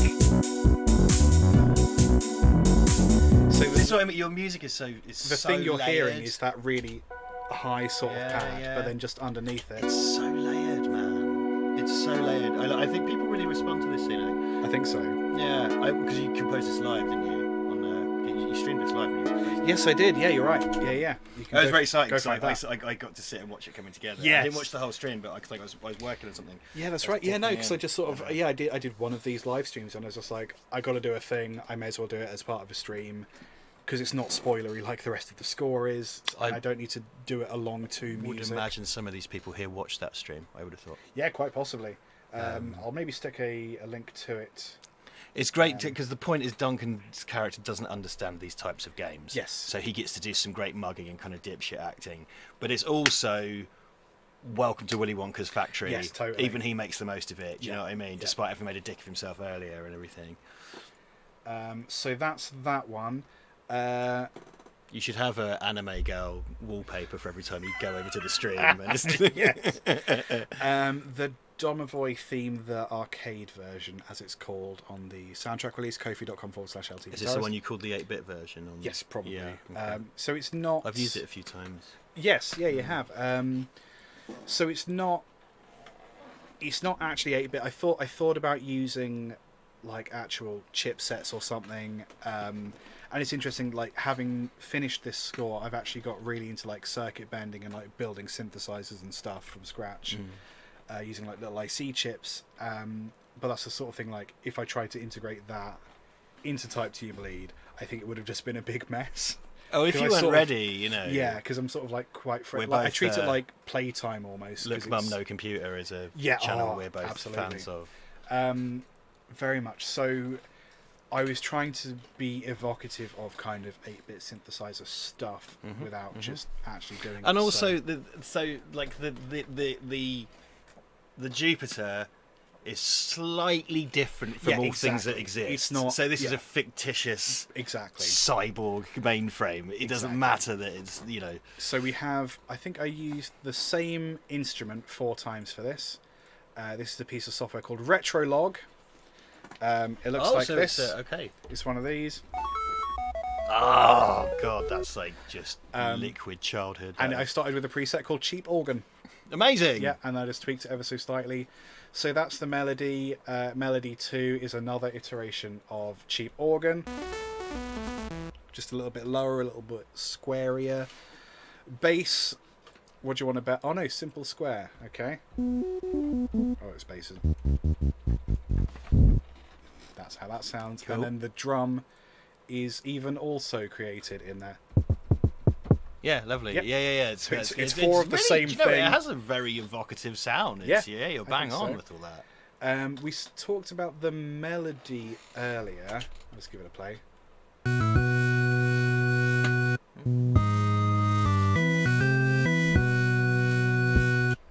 I love how it drops into dialogue in the movie. That little thing by itself, it has like a little run up. Here it is. Yeah. That's what you actually see when it opens. Because it's a game splash screen, right? So exactly. And then you've got this little 4-bar loop for when the game's actually playing. Yeah. Now, this is a pure Liam suggestion. I wasn't going to do this. Because these types... And again, it's all different. So I wanted to form... So it's based on a game called Colossal Cave Adventure, which you can play in the museum. Oh, cool. And I wanted the interface to be exactly the same. Yeah. So it would be left-aligned. And it would have like a kind of score bar at the top, and to reference like Sierra games. But I found that quite hard because the screen was portrait, which is stolen from a computer called the Alto, which is a machine that uses a portrait because paper is portrait, monitor should be portrait. Yeah, fair enough. So the Alto had so it was it. So I couldn't quite make that format work. Yeah, okay. So I center aligned it, and I did it differently because the Jupiter isn't a real thing that exists. Yes. So wait, what? Okay, yeah, what? I know, right? What have I been working on? It was in a fucking garden half a mile up the road for 2 years, and I showed it to Liam and Laura and ranted about it. You know, the Jupiter isn't a real thing that exists, so you know it's 5% away from reality. Yeah, it's a weird, random, fictitious Russian machine. So all those differences, I wasn't going to put music in because those games didn't have music. Yes. But when you did it, which is completely your suggestion, your idea, I was just like, oh yeah. It feels right. Because it's kind of sinister, because it's really plodding. Yes. It's kind of plodding and kind of innocent. And I think that gives it... Because I think the whole thing has a very fairy tale Hansel and Gretel vibe to it. Yes. I thought my main thing was just thinking that the voice needed something like underneath it to ground it a little bit. Like if the voice was going to be a little bit glitchy, it just needed something... it's trying to draw you in. Yeah, exactly. You know. And also there's little things with this, because it is just these 4-bar loop forever. So I can sort of reverb that, pitch change it, so then use that as like an element to get screwy. It's a great thing. It's a good example of a thing that would drive your parents nuts. Massively. My fucking mum and dad hated my Master System. Yeah, it's all beeps and boops. It's like, it's a fucking wonderful form of music that you won't appreciate in your lifetime. By the way, the SID chip, which is the sound chip from the Commodore 64. Okay. Oh my god. So there's music by what's going out of my brain? The guy who composed Streets Rage 2, fuck, I know, it's on the tip of my tongue. Jimmy Terwilliger. Got it. Yeah, Jimmy Terwilliger. He composed tracks for the Master System version. There's one called the Bridge Zone, the Master System version. I'm just talking about music I love. And that track's only in the Master System version. It's composed by him. And someone managed to get the Master System version of Sonic the Hedgehog running on the Commodore 64. Okay. So it's been programmed recently. So all of the Sonic music on the SID chip. And like the Green Hill Zone on the SID chip is on my repeat. It's beautiful. Cool. But the SID chip version of the Bridge Zone, oh my god. Are you fucking... own his music. Why don't I fucking... This is so disgraceful. So I was sort of thinking about ways to be evocative of these kind of like early computer games. We've got 4 tracks. They're all monophonic. So one of the ways that you'd get around wanting to play chords in this environment is to do an arpeggio. You play the individual Use Kajiro. I'm a moron. I wank off about him all the time. Anyway, yes, carry on. Yes. So you basically play notes of a chord one at a time in a rhythmic fashion.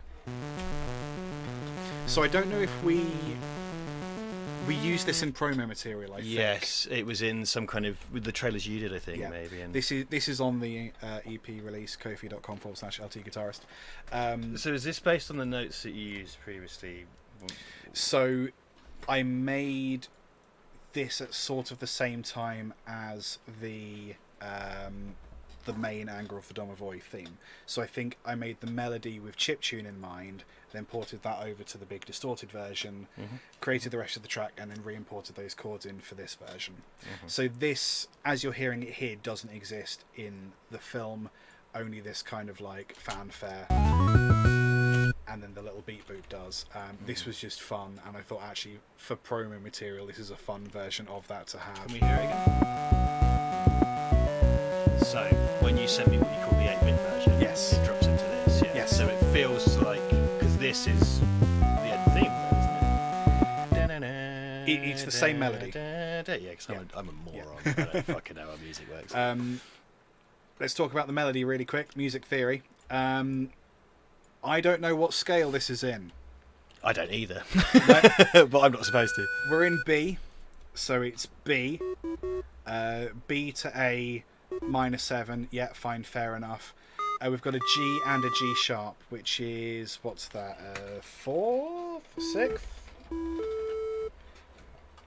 B to, yeah, I think that's a 6th. So we've got a minor 6th and a major 6th, which is wrong. Shouldn't have that, but it works really well. Hey, breaking the rules gets results. So we've got this little chromatic G, G sharp, A, and that, again, by itself is awful. But when you spread it out, we've also got a flat 2, which is kind of Mediterranean-y, Middle Eastern. That sounds like you just did a bit of Prince of Persia there by accident. That's like, Phrygian mode. Fucking... Yeah, it's the Phrygian mode. You've got a flat minor scale with a flat 2. Dude. That's all it is. You're explaining brain surgery to a chimp here. Yep. I'm sorry. But thank you. I really appreciate it, but I'm just so musically not. So educated. I listen to a lot of kind of Eastern European folk and Soviet era music, and little chromatic things sort of popped out. Very minor feeling because it's sad, angry, scary music, rather than I'm the major scale. That's what it sounds like. You just cussed a scale. I love it. It's amazing. It's scale for babies. I mean, that's what all kids' music is made in, so yeah, surely. I need to ask a question in a housekeeping way. Okay. I'm not asking if this is biologically possible. I'm asking if it's polite. Okay. Can I piss? Yeah, in both senses. Off you go. Yeah, okay. I was just so sorry to interrupt. I've been guzzling 7-Up. He has, which is weird because I've been giving him Sprite. Oh my god, my legs! Oh my god, my legs! I'll just talk to you guys in the chat then if he's going to leave me alone. Wing Kong Exchange. There was a game we had at school called Magic Telephone, and this film gave me memories of playing Magic Telephone. That sounds really. That isn't literally one of those games that's like a telephone where you move the dial and it makes noise. It's like an actual game, right? Because that name sounds really familiar. ZX Specky Kid.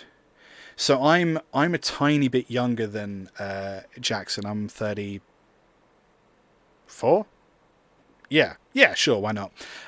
So like we don't quite have the same cultural references. My family were quite late adopters in terms of like the internet and technology and stuff. So I think I got a PS1 at around about the time that the first Xbox was coming out, for example. I think. Does that add up? I got stuff late, basically, so like I didn't get all the old games and all the cool stuff. So I've kind of come to that stuff retrospectively. It was a Quest game. I'm going to do a little Google for Magic Telephone because that does sound eerily familiar. Magic Telephone number That's for a radio station. That is not what I want. Oh, dip.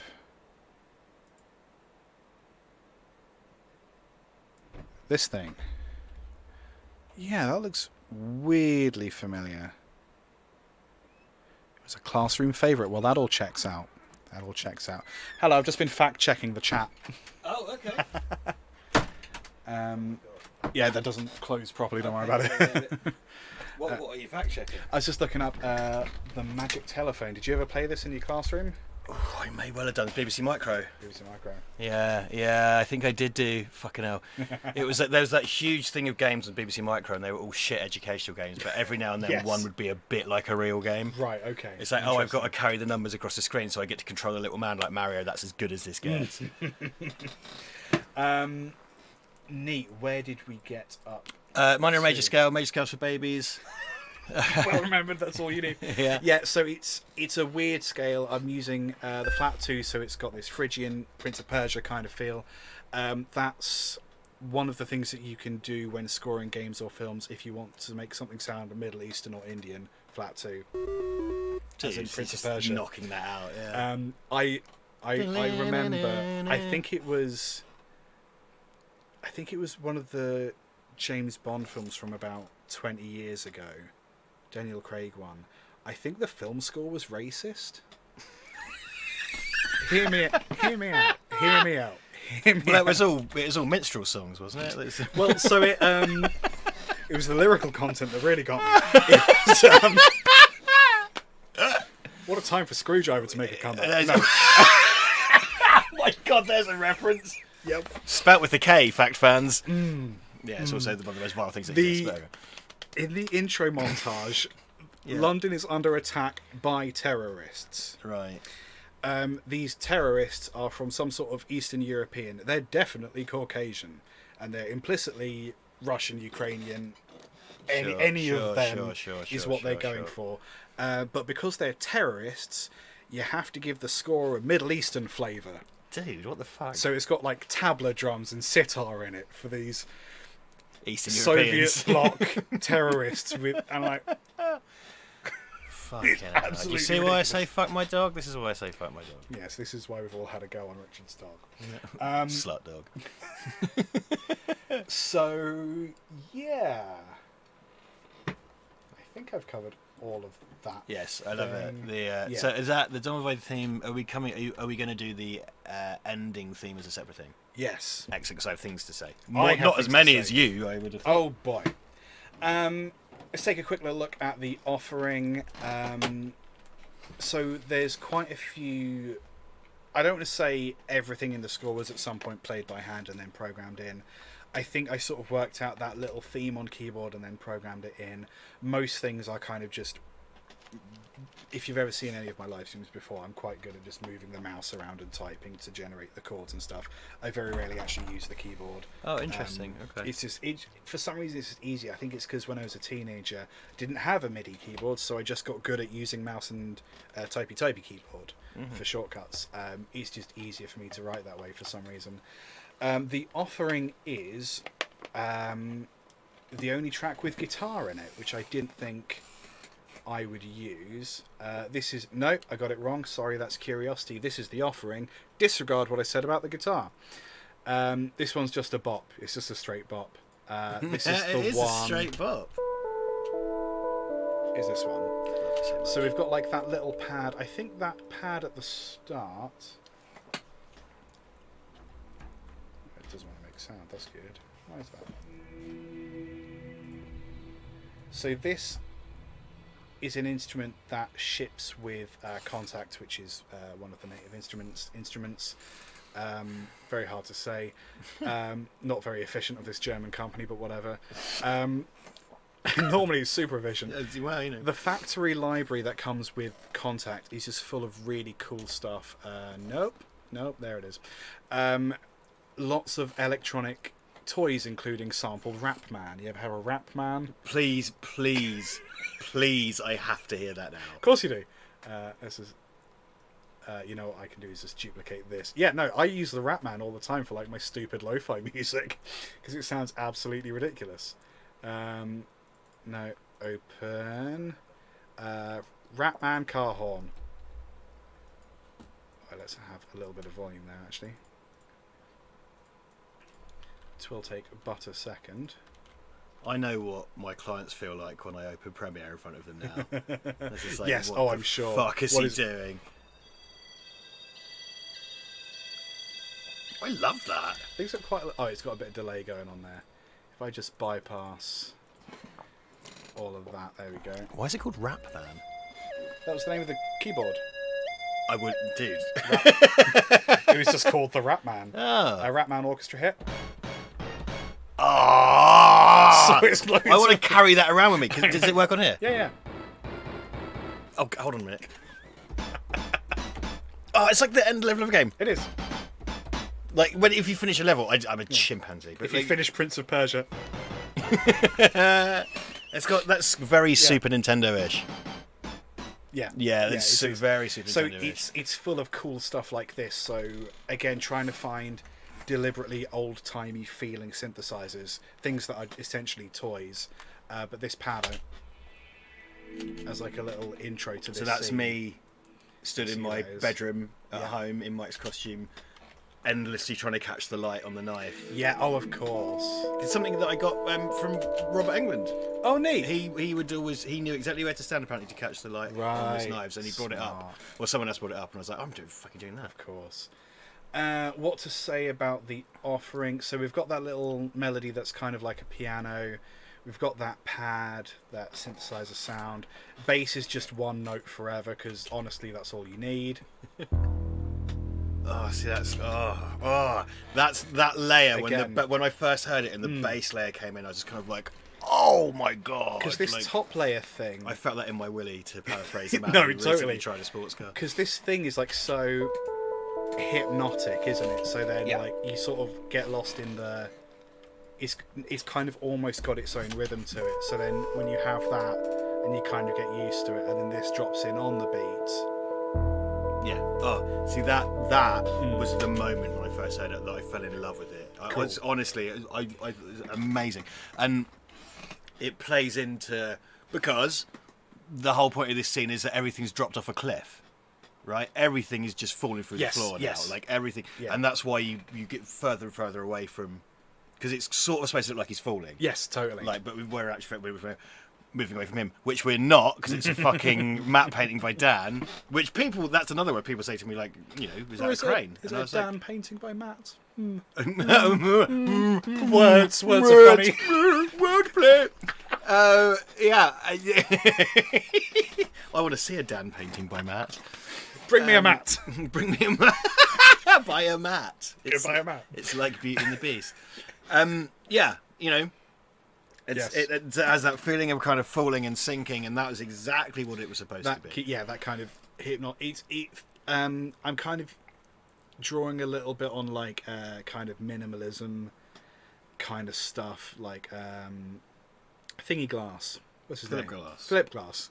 Thingy Glass. See, I can remember Yuzo Koshiro. He's one of my favourite composers. That kind of minimalist stuff is quite hypnotic. It's kind of. It is the musical equivalent of what it feels like when you've lost a bit of blood, you know. So it's sort of a kind of lightheadedness. Yeah, totally, because it's that hypnotic, it's that falling away, and it's all you know, and it's all about fucking hypnosis, exactly, and sublimality and all that kind of stuff. Hey, RMFX, is RMFX a regular? That's Rob. That's Rob. That's Rob. Buddy. Rob's about to come in and see his fine work. Hey, buddy. Good stuff. Rob, bless you, Rob. I didn't answer your WhatsApp. I'm so sorry. Rob was like, he just said to me, I don't have enough money to fly to England to come visit. Like the motherfucker was going to come in. Rob, you beautiful human being. Like the man was prepared to come here to go to a fucking art centre in Cambridge, which I would have felt astonishingly guilty about. Rob, I've been talking up your amazing fucking work. Yeah, man, big and fan. If you scrub back, we're talking about the cockroaches and the metal pipes earlier on in the video, Rob. Yeah. I love the juxtaposition of Rob's really incredible professional lifelike roach and my stupid mouth noises. Oh yeah, yeah. That do it again so Rob can. That's how he made the noise of your roaches, Rob. Just so you know. And I'm not sorry. It works. It works really well. So I'm a fan. Yeah, so this is all kind of synthesizer. You've got the low kick drum again, that feeds into that kind of pulsing, hypnotic thing. And then you've got a little bit of chord work, and then of course we have everybody's favourite, with the reveal of the face as well. Yeah, and this is such. This is the whole movie, right? This is the most important section of the film, because this is where also this scene. Because I cannot fucking believe that someone gave me 1,200 quid, and I had to go away and think of something to make as cheaply as possible, and this is what I came up. Yes, yeah. So everybody's. This is the most collaborative scene of all, because we've got Liam, Rob, Dan, all the actors, everyone who was on set, Laura cutting my head off. You'll see that Duncan has a bit of a paunch when it goes to above because it's me wearing his costume. Yeah, everybody, and you were on set. Yeah, you know, like this required all hands on deck, to make this work. Yeah, so the organ thing is it's like those first two notes from the thing. Oh, we've got that same chromatic thing. Oh, I didn't realise I did that. I'm very clever. Or do we? No, not quite, because we're in E here rather than B. E is the fourth of B. So if you're going to do a key change, you go to a fourth or a fifth. I know all those words, but not in that order. Yep. Well, fourth is the fourth number, of course. Yeah. Yeah. Fifth being the fifth number, so you'll recognise them Six from maths. Yeah, I know them from maths. Yeah. So we've got the. I'm on the wrong instrument, aren't I? Rob is complimenting your wonderful work. Yeah. The wonderful Rob is complimenting your wonderful work. Oh, everything's wonderful. There it is. So E minor up to G. So G is the major third, A, and then G sharp. So we've got minor third and major third. So again, it's not deliberately lifted from the Domovoy theme, but it's evocative of it because we're in a related key. We've got that opening, which is the same, and we've got that's the kind of chromatic stuff. It's a bit like the Dracula. Oh, it's totally the Dracula. Yeah. On the organ as well. Yeah. And then the chromatic stuff. So it's clearly related to the Domovoy theme without being exactly from it. No, Dracula's the Eastern European legend as well. Exactly. But that's exactly. And then we just have I think as it goes on, we just add notes underneath it. So the final version.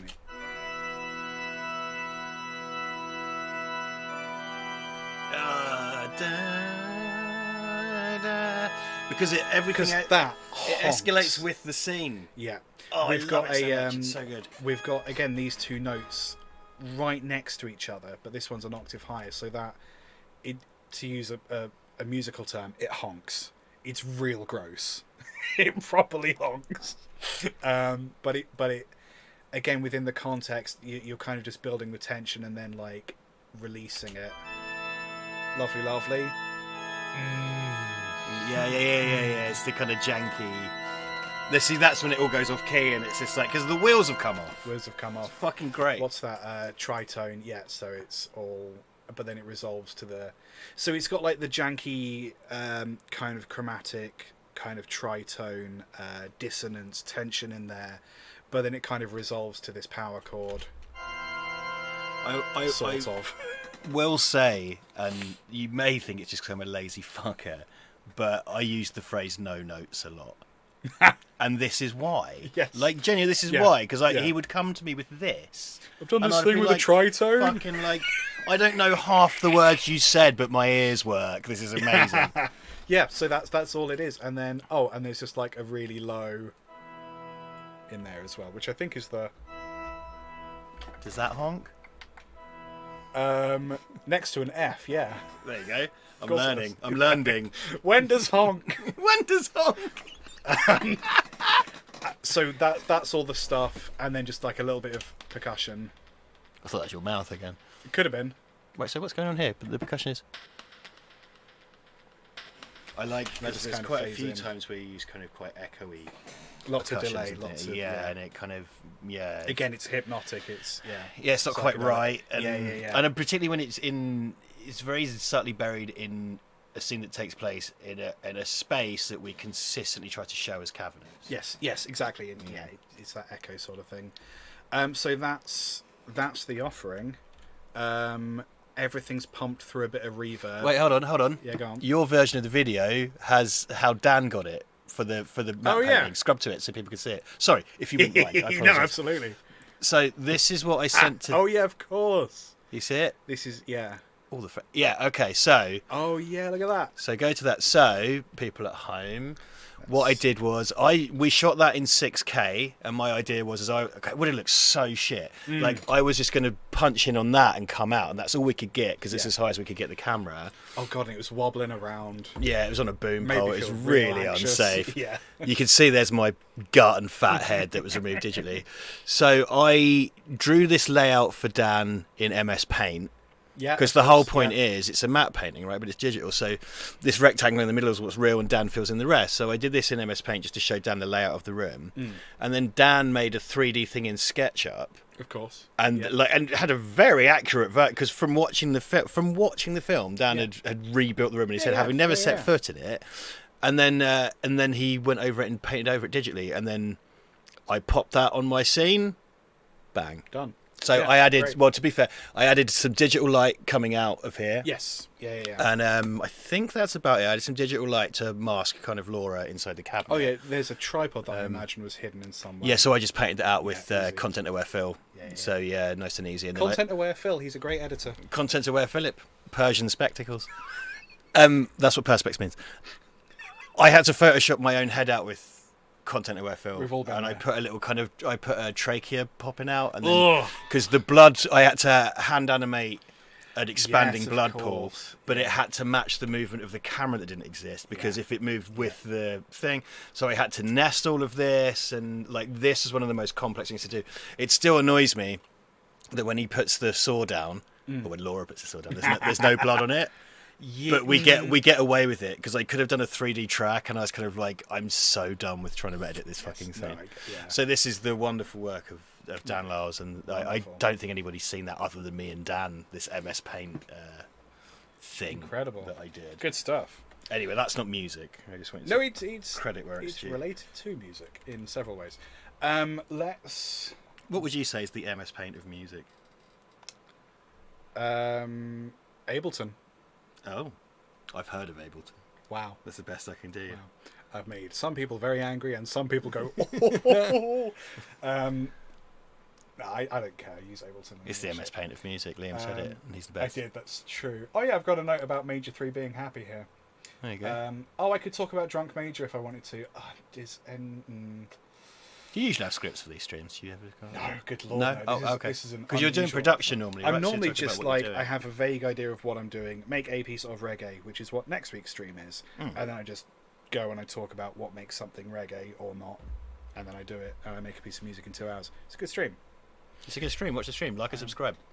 Like and subscribe. Unless you're on Twitch. In which case, like and fuck off. Just go to YouTube and do the same thing. Yeah, don't fuck off. Definitely don't. So the organizing section, a major and minor third. Okay, so I'll try and do the quick version. Chords sound either happy or sad when they're major or minor, the same as scales being major or minor. It's just the order of notes and the distance between intervals. Science. It's all wiggly air. Music doesn't matter. You have major chords which are happy, minor chords which are sad. There was a thing. There was a kind of a fad in like the early 2000s with bands like Arctic Monkeys, who gave the impression very much that they didn't really know how to play music. They'd maybe learned one chord and then went away and just repeated that forever. There's a kind of thing where you play lots of major chords where some of those chords should be minor, and because you have happy chords where you should have sad chords, it has the effect of things being too happy. And I refer to it as drunk major because it's got that kind of laddie vibe to it. Like, interesting. You should be like, it's kind of like you're convincing yourself that things are fine, that things are upbeat, that things are happy, when actually they're not 100% that way. The mixed. On the just very quickly, have you heard the major key version of The Only Thing They Fear Is You? Yes, it's amazing. Yes. It's fucking amazing. That's another one. It scratches a very specific itch. Yeah, it really does. Yeah. So, that's the kind of thing that I think. So it's a kind of mixed mood. It's kind of. So when you tell people that things are happy when in that specific chord they should be sad, it's very much like what's going on here in the film. And this is stuff that I've kind of realised, like going back and analysing what chords have I actually used. Because in the moment I'm just thinking, beep, boop, beep, boop, yep, sounds right. Going back and reflecting on it, having these kind of major chords where there shouldn't be major chords is a bit like Mike is telling Duncan that everything's fine and everything's dandy when actually, no, you're going to fucking die really soon. That's kind of how I. So where is that? So I think that's the thing that the organ is doing. So we establish really early on that we're in the minor scale. E to D is one of the minor notes, so we indicate that we're in minor very early on. We then have a minor third which reinforces that, and then we have the major third. So it's kind of like we know we're sad up to this point, and actually up to this point we still know we're sad. When the G sharp comes in, we're being told to feel happy. Amazing. But we know we can't be because objectively we're in minor. Yeah. So that kind of chromatic thing is interesting to a very specific kind of person. Well, you know, because like it's what I want to do for the feature that I'm planning. But my version of what you're doing there is the in-camera lighting changes. Right, okay. Because it's supposed to be mood and tonal shifts. Yes. So, you know, when he's in the kitchen is the big one, which, as I said, Laura told me to keep in. Yes. She told me off. And when we first suggest that could happen when the power goes off, we have that, and you have the noise. Yes. But when Duncan... because I wanted to go from just very ordinary lighting into so he's plunged into the giallo kind of feel. Yeah. And the next one I wanted to do was about kind of quantum decay, and I wanted it to be a film that kind of begins with rom-com lighting, right? Through its runtime decays slowly into horror lighting for reasons that will become clear when we make it. And I wanted to be kind of quite subversive of that and have moments in that where because rom-com Hallmark movie lighting, peak rom-com, everything's very white, everything's overexposed, everything is very saturated. Yeah.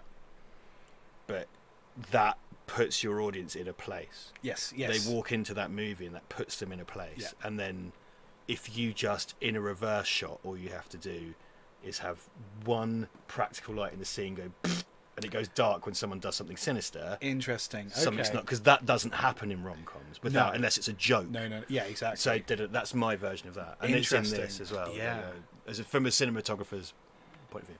Yeah, samesies. Yeah, samesies. Yours is wobbly sound. Mine's bits of light. Yep. Wobbly light. So so this was the very last thing that was made. In terms of music for Type 2 Bleed, which is why it's in a folder called Last Few Bits, March 2022. Yeah. This is Curiosity. This is where Duncan's sort of, I think the Jupiter is loading and he's looking at... he's reading the... How come Duncan melted? Lovely little reactive cues in that. Yeah, exactly. It's beautiful. So this is the bit that has a little bit of guitar in it. Into this one. And it feels... Yeah, the drum. Laura was saying it feels quite cowboy-y, which makes sense because I think these are Native American drums. Sorry, indigenous North American drums.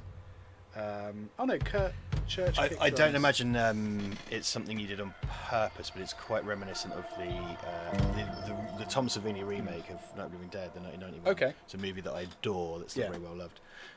As a very drum-led soundtrack. Interesting. Okay. And this, to me, is what it reminded me. I didn't think you did it on purpose, but it's what it reminded me of. Because it feels incongruous when you. It has strings in it as well. That score, but it feels weird because it's nothing like Night of the Living Dead was mostly library music. But the remake has this kind of, and you kind of think, why is that happening? But it has this kind of sense of something progressing out of your control. Yes, definitely. Yeah. And there's quite a lot of different bits of percussion throughout. There's some. Old pianos that have kind of been taken apart and hit with hammers, lots of like oil drums, some sort of folk percussion from around the world, and then these are, I think that's just a churchy kick drums. Yeah, these kind of sounds. I see what she means. So I remember they're just going to keep going. When I first heard it, I was a bit like, oh, yes, that's kind of Western, that's weird. But it works for the scene, so I was kind of like, that's not and then what with I expected. The guitar as well, it's kind of down, a bit like that. Down, down. So this is my very special 8-string guitar. It has 8 strings. Normally they don't. My dad's got 12 string. Oh really? Yeah, my dad likes So guitar. this is I might go grab it actually. So 12-string guitars. Normal guitars are 6 strings. What 12 strings do is they double up those 6. So you have a low string. Yeah, right. So there's 2 strands. 8 Oh string. shit, look at all the guitars. I know. Damn. 8 string just has 2 lower strings. Can you like knock a bit of that out? Like down, down. I definitely can't remember. I can't remember. I didn't mean to put you on the spot.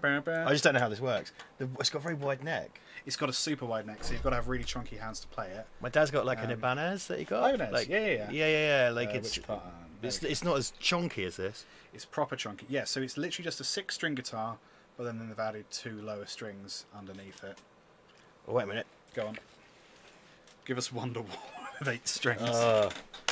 Oh. So like you guys were saying, it sounds kind of like a bass guitar, and that's because it goes into that register. I used to be able to do. My friend taught me how to do the riff from Bullet, but I can't can't remember it. Yeah, it's really easy because you need 1 string and 1 finger. It's like den, den, den, den, den, den, den. Lena Schifrin, right? Yes. Bullet it's called. Yeah. What I can do for you, unequivocally, is EastEnders on the piano. Oh yeah. Of course you can. Yeah. Yeah, so proper chunky boy. This is what they use for like your very extreme death metal and stuff. That's kind of who it's designed for.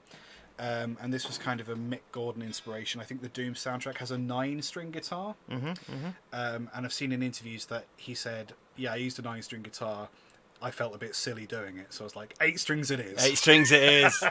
I love seeing like when they play the Doom stuff live. Oh, fucking hell. So good. Oh my god. So yeah, I thought that would be. I literally added that in because that was the week that I got this 8-string guitar. And that's what you said at the live thing. Yeah, no, it's absolutely true. I just did it because I had it.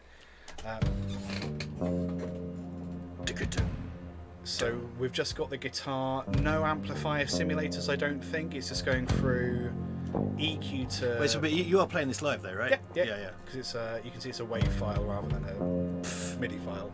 They can't see anything. Let's try that again. I can see it. I just don't understand.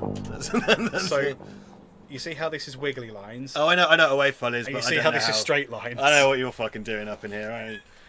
If it's got straight lines like this, it means the computer's making the sound. Computer done it. Computer done it. Right. Human done it. Computer done it. Human done it. I'm used to human done it when I make videos. Oh yeah, exactly. And then you use those to edit, I assume. Yeah.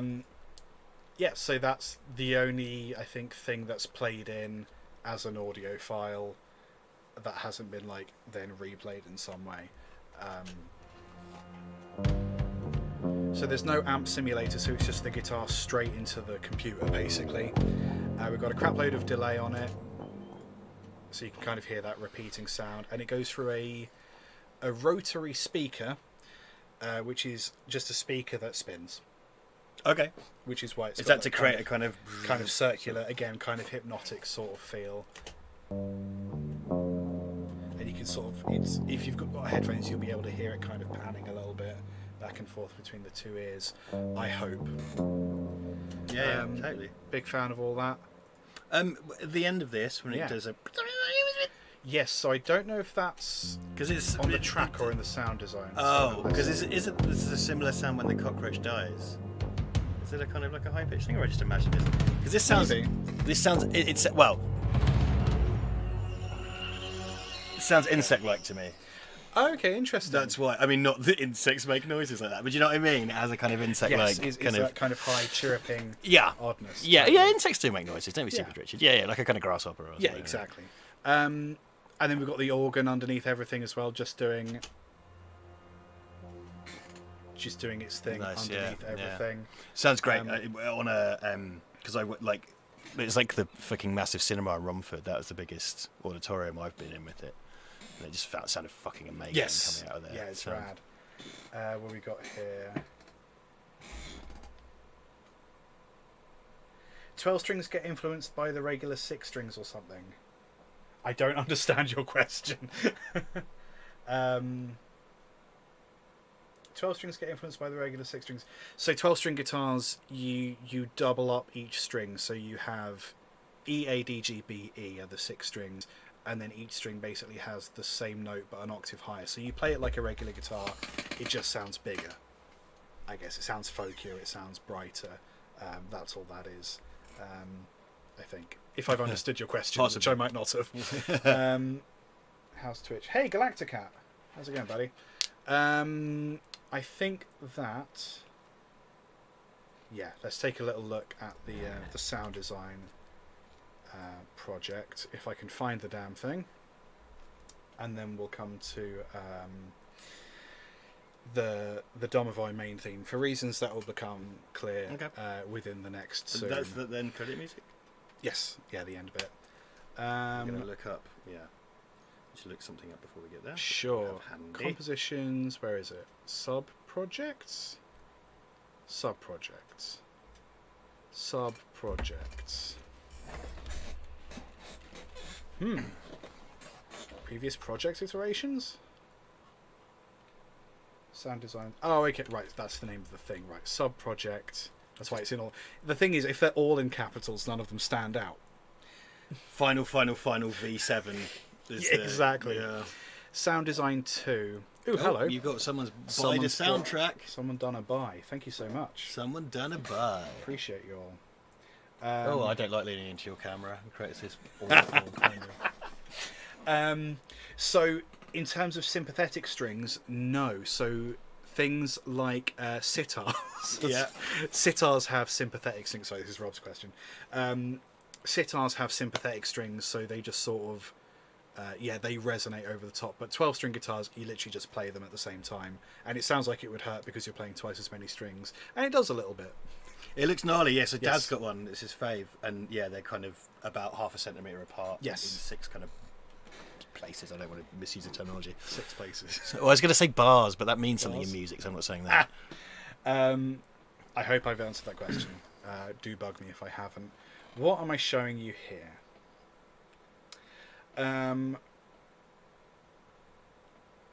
Okay, so I think there's one cue which didn't get turned into a piece for the release. Piece for the release, and that is the bit that we sort of spoke about. Oh shit! Earlier. You got deleted scenes in there.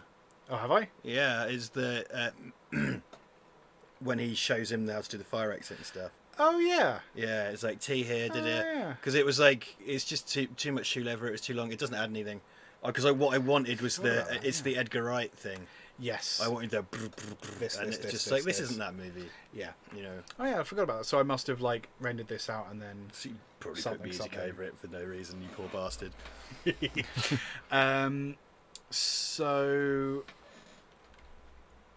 this could be what I wanted to show you. So this is the piece of music that kind of ominously fades in and then jumps off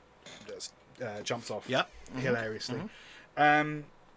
There's a few different sounds in here, one of which is pretty stupid. So we've got I showed you the drone instrument earlier that I created. Is it doing it? Yes, it's just quite quiet. That sort of droney, low sound. So that's going on. Again, we've got a drum kit just doing some big hits. Yeah, so again, I think that there's something about drums again that, to me, used in a certain way, because I don't know how music works, suggests a situation out of your control. Something about the motion of drums. They're very tense, and because they're like perpetual, they keep a rhythm going, don't they? It's something getting away from you, I think. Totally, I think because the Night of the Living Dead soundtrack, I can't remember who did it. It's a depiction of the beginning of an outbreak that you can't control. Yeah, so that has that progression in the kind of drums. No, you're right there. So we actually don't have many instruments going on there. We've got the pipe organ underneath again, which for some reason isn't making sound, so you'll just have to take my word for it. Oh, I'm not loading all of those. You can do one. Do it with your mouth. You're good at that. The Thank you. Still can't. It made a noise. It did. It made a raspy noise. So you folks would have seen this particular scene like a million times. It's at the very start of the film. Duggan's being shown the machine for the first time. The thing that I really want to show off is this. Do people know about the barcodes on the lanyards? Right, so... That's a no. Well, some will, some won't. Okay.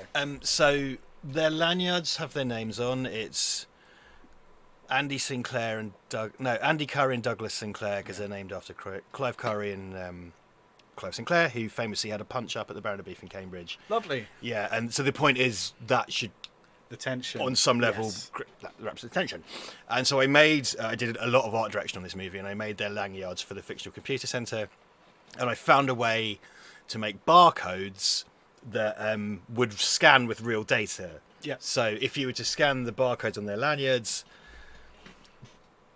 Andy says, "I'm going to kill Doug," and Doug said, "My head ends up shoved in a fridge," or something like that. So if you scan them, you get real text. Yep. And if you convert those to audio, it sounds like this. Amazing.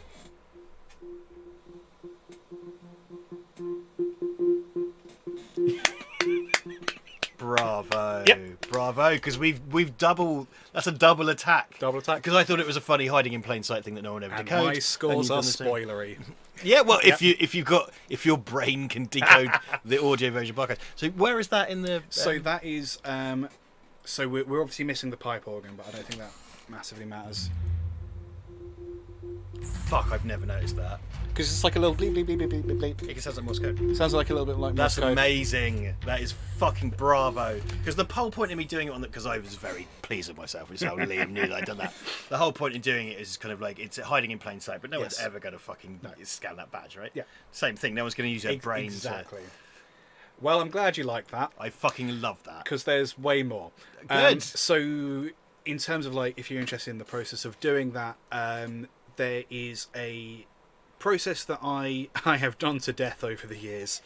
About 10 years ago, I realised that musicians are really bad at supporting each other, but people who just broadly refer to themselves as artists tend to be really supportive of other artists. So I stopped calling myself a musician, started calling myself a sound artist. Right. Yeah. And I fell in with a bunch of weird artists in Ipswich. This is a true story. Got really into a process called sonification, where you take a still image and you basically translate it into audio. Strap yourselves in. This is amazing. This is so good. So I'd forgotten about this until now. So I got the barcode, and I realised if you just played it left to right, you basically had Morse code style thing. It sounds in its raw form like this. Awful. So what I did was I took a slightly more pleasing synthesizer. It's not going to play back because of what I've done. I basically put like a nice sort of sound in there using our favourite Retrolog again. Played a single note through it, but then put a gate on it.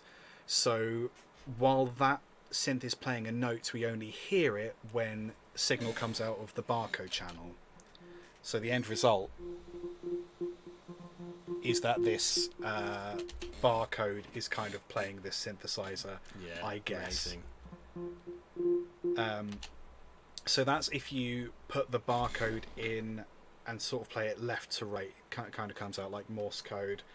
Again, that was a browser-based barcode generator. Browser-based barcode generator. Browser-based barcode fans.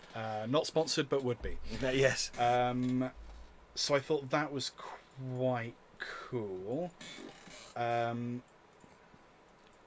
so there's a simplified version is I turned the barcode into a sound. That's all you really need to know. And I thought it was quite good to layer in that spoiler quite early on. There is another instance of that. So that's Mike's barcode. Duncan's barcode is this little stinger that leads into the gaming montage. It's this sound. Amazing! So obviously it's a lot faster. It's got the delay. It kind of rises but we've in. told them... And then it's because his says, my head ends up in a box, or whatever it is. And also the lanyard is yet another example of Duncan's head in a box. Yeah. Oh yeah, totally. Because visually, as I talked about many times, head so in a box. Again, that's another thing of like having, like, arguably the most sort of upbeat, chipper kind of party time song, but it starts with this little riser of "Yo, I get murdered," which is very funny to me. Yo, I get murdered. Yeah, it's fucking great. So if that kind of does something for you, we have this cue, which is, oh, where's it gone? This little bit, This is which I'm quite fond of. Ganky one without the colour grade on it. Yeah. We have towards the end of it. Now, obviously, that gets laid with lots more kind of heavy percussion later on. There is one little sound in there I'd like to draw your attention to. I think that's it. Maybe it's not. Let's see if we can turn on my good friend Supervision. Yes. This is my fave. If I can find... Oh, this is so janky. Hang on. I feel like that should be something. What is that? Just This is get to Blade Runner levels just of says shit. Jupiter. Enhance! In the zoom in, enhance. What is that? Or maybe it wasn't this bit. Okay, right. What's this audio file called, Jackson? Gary. It is called Gary. Mm-hmm. It is called Gary.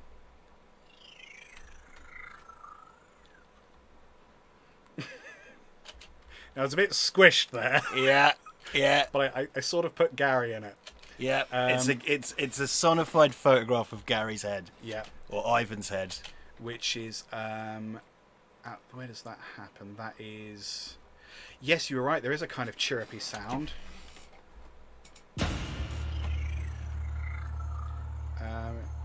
So there it is, layered in with everything. It's a lot harder to see with everything else, but you can see the mouse, pipes. there's the pipes in the eyes and the nose. If I do this, is that easier to see? Because also, yeah, there he is. When he boots the computer for the first time, when he's looking at the wall, yeah, there's a glitch frame of Gary's face. Oh, really? In there as well. Neat. Okay. Yeah. I hid one in the new intro I bolted on for the YouTube release as well. Brilliant. Very distorted. Yeah. There's another Gary. Another Gary. This is towards the end of Pick Up the Knife, I think. Oh, this is before it had all the effects on it, look. Yeah.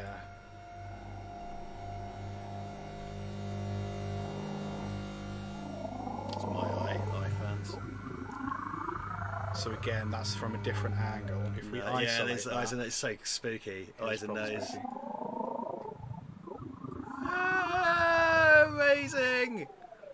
Yeah, you sent me versions of this, and I was like, "You mad fuck! I love it. You son of a bitch! You son of a bitch." Yeah. So. Yeah. So that was that right after he sips his tea, or was that? There was something right after he sips his tea. Best line of the whole thing. It always gets a laugh. Yeah. Always gets a laugh. Because everyone's had problems with Gumtree. Everyone's hired a twat from Gumtree. Oh, all the time.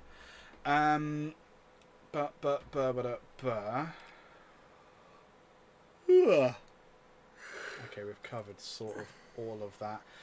The Pick Up the Knife sequence is kind of fun. It's basically just the audio of Pick Up the Knife run through like lots of delay, and with the same kind of that electromagnetic drone, probably some pipe organ as well, just layers of stuff. I had an effects send. I don't know if it's on here. Group tracks, effects channels. No, it might be in dialogue. I had an effects send, so when you're kind of routing the audio, everything goes to the stereo out, which is what we're hearing, what you guys are hearing on stream. You have the option to send things to other sends, buses. So if you wanted everything to sound like it was in one space, you'd say, and all the instruments to like a reverb send, apply reverb so everything sounds like it's in the same space. I had an audio send for Duncan's Brain. Yeah. So as we go through, we just sort of fade that in a little bit here and there, and that's just got loads of janky effects on it. So as the film progresses, he gets more and more mad, more and more upsetting things happen to him.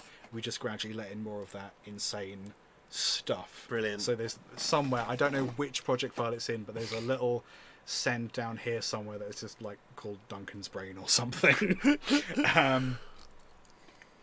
So I think I've talked about all of that stuff. Oh, one of the janky things that I did to Pants, where is it? You did to Pants? I do things to Pants. I'd heard. Oh no. Oh, He's no. read the blog. Is it here somewhere? I need to go to the toilet again. You need to go to the toilet again. I drank like 2 litres of fucking Sprite. I tried to stop him. It's mad. He tried to stop me. Let's have a little look at that. Let's chat once. I don't know what that noise was. But do I want to turn on sticky keys? No one's ever wanted to turn on sticky keys. What are you on about? They're already sticky. I keep spilling things on them. Hey Galacticat, how's it going, buddy? Over there on Twitch. Duncan's Head 100% looks like Davros. I love it. Richard Dunn is smart. If you scan the roaches, they convert into poo jokes. I've not tried scanning. I've not tried scanning the roaches. Maybe it's true. I should have sonified the roaches. Where were you 3.5 years ago? Incredible. I'm going to be really cheeky and pop another link to the score in the chat. Don't mind me just plugging my wares. I'm really glad Rich is excited by sonification, because we got some more of that to talk about. That's something that genuinely I fell in with a bunch of artists in Ipswich, and they really responded to me converting their visual artwork into audio. So I kept doing it. I got pretty good at it. I feel like, yeah, so we'll have a look at that track.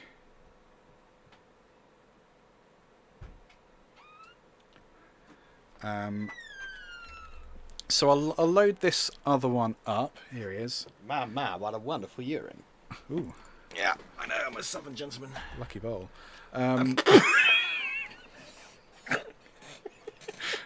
Felt appropriate. It was perfect. Instant regret. Beautiful. Beautiful.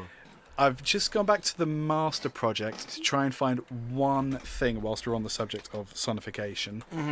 Mm-hmm. If I can but find it. It's in the middle of all the text and all the sort of voiceovery stuff. Voiceovery stuff? You know what I mean. Yeah.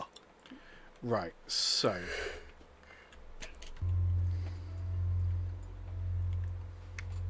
that's the sound of this keyboard. Hey, lovely. Made a little cameo. I think I pitched it down just so it sounded older. Is that, yeah.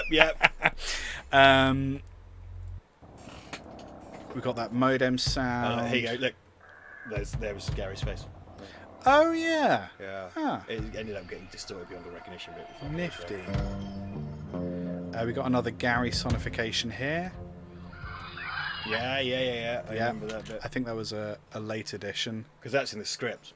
It has to make a noise. Right. Yes, of course. We can open up supervision there again. Too many things. Too many Garys. Too many Garys. Sorry, I'm yawning. I've been up since bloody God knows when. That's probably allowed. Oh yeah, it's just like the first little bit of his face. There That's you fine. The bit I really want to show because off, it sounds like a kind of squealing, gasping. It really does. There's the thing. to fade your village. Okay. I'm still offering to fade. You hear that little sound? I'm still offering to fade your village. Because it sounds like something loading in. It does sound like something loading in. You must. I'm still offering to fade your village. Continue. Not vivid, is it? Not vivid at all.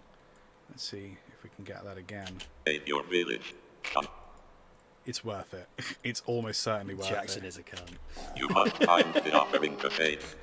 If I loop that, it might be easier to see. You must. I'm still offering to fade. You must. I'm still offering to fade. You must. I'm still offering to fade. You must. I'm still offering to fade. It's well and truly hidden. I'm still offering to fade. You must. I'm still offering to fade. I'm pretty sure it's that bit. I could be losing my mind. The boy is angered. You must. I'm still offering to fade your village. Continue. So I'll just tell you, we can't see it, but I promise you it's in there. That is a sonification of the alchemical the alchemical symbol for the planet Jupiter. Yes! Kind of looks like a number 4. Yeah, that is rad. Because, like, that's pretty metal. Fuck yes. Yeah, man. I call this stuff, if you heard me talk about this before, I call this stuff the gravy. You must. I'm still offering to fade your village. Continue. You could make this script with stock music and all of this would be gone. I know you don't see it, you don't perceive it. No, but it's layers in there. I think it's going to annoy me. Oh, well. You know, you'll just have to take my word for it. Just believe me. It's the thing that kind of looks like a 4 with a hat on. Okay. Yeah. Okay. You know what? I could find it, but life is too short. So that's most of the sonification stuff. Jackson, what have I left till last? The end theme. The end theme. I love this so much. This is my favourite. So I really like title splash screens, which is why, like, I want, because certain people, I think in festivals, people would sit through this, they wouldn't know necessarily which film it was. Exactly. And then you bang with the title, and I like title drops like that. And so I don't know if you remember, but my inspiration track for this was a track called Holy Shit by Al Vision. Yes. And obviously we can't use Holy Shit by Al Vision, I'd rather have your music. And like the song Holy Shit goes, holy shit! Bow, bow, bow, bow, bow, bow, bow, bow. And it's kind of a bit of an assault on the senses, and it starts with a slap. Yes. And we just dunk. So what I want is Duncan's eyes open and bang. Bam. Yeah. And I sent this to Liam. He came back and I said no notes. Yep. Fucking great. I love Good. this. It's my favourite bit of music. So this is the same theme that we've heard like throughout the entire thing. It's on bass with like just one very, very aggressive distortion plugin.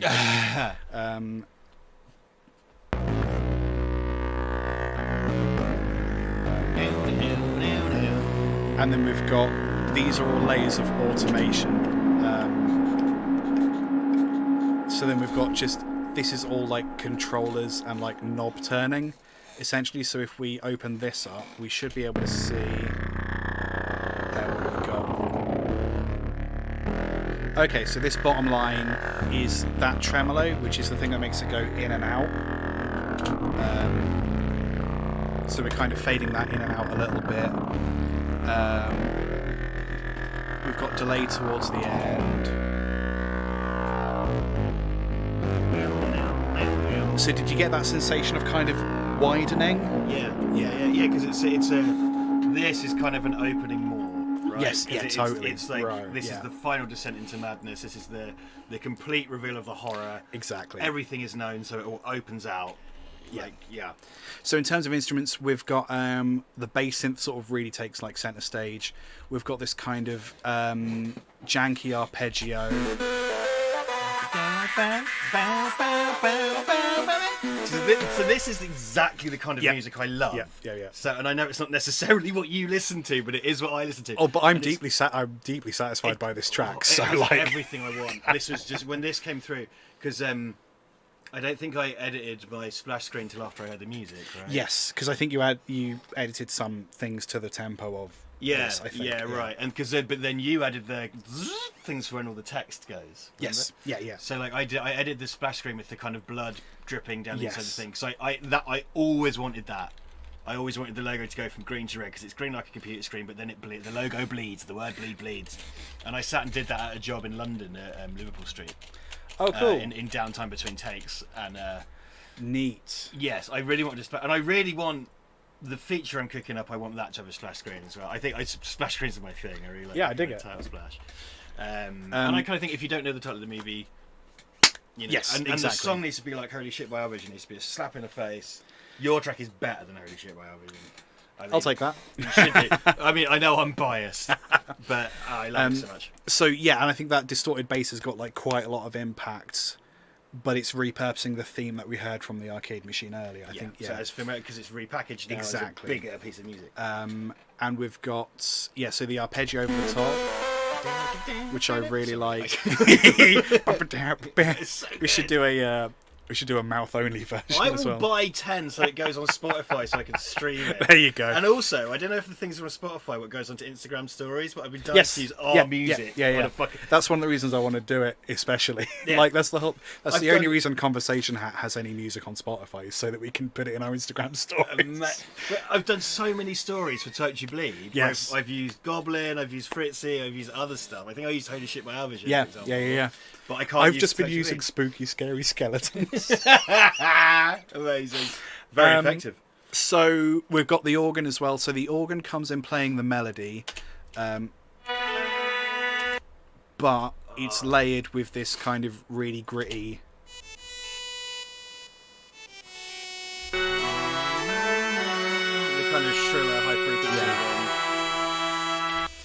frequency. 2 drum kits. We've got the electro drum kit. That's a real kind of hip hop beat. It's a real hip hop beat. It's kind of compressed and squished. It's a 909, so it's kind of like, it's hip hoppy and it's kind of slightly retro. I wanted that digital feel, but the snare and stuff wasn't big enough. So we've got world's laziest drummer. So the layering works quite well there. Something that I suppose I didn't really bring up before was the kind of there's like a triplet feel. So rather than going 1 2 3 4 1 2 3 4, it goes 1 2 3 4 1 2 3. There's like a little triplet in there. 1 2 3, which again is quite sort of that's how Soviet folky.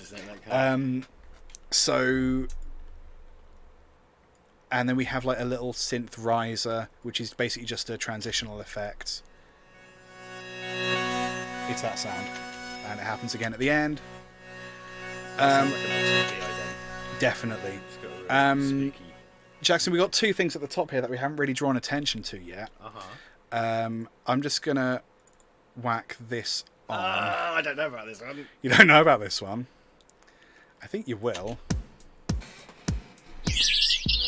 Oh yeah, no, you did show me. I'll show you that one. I'll show you this one. Awesome. I'd forgotten about that. Didn't show you the other one though, did I? Oh.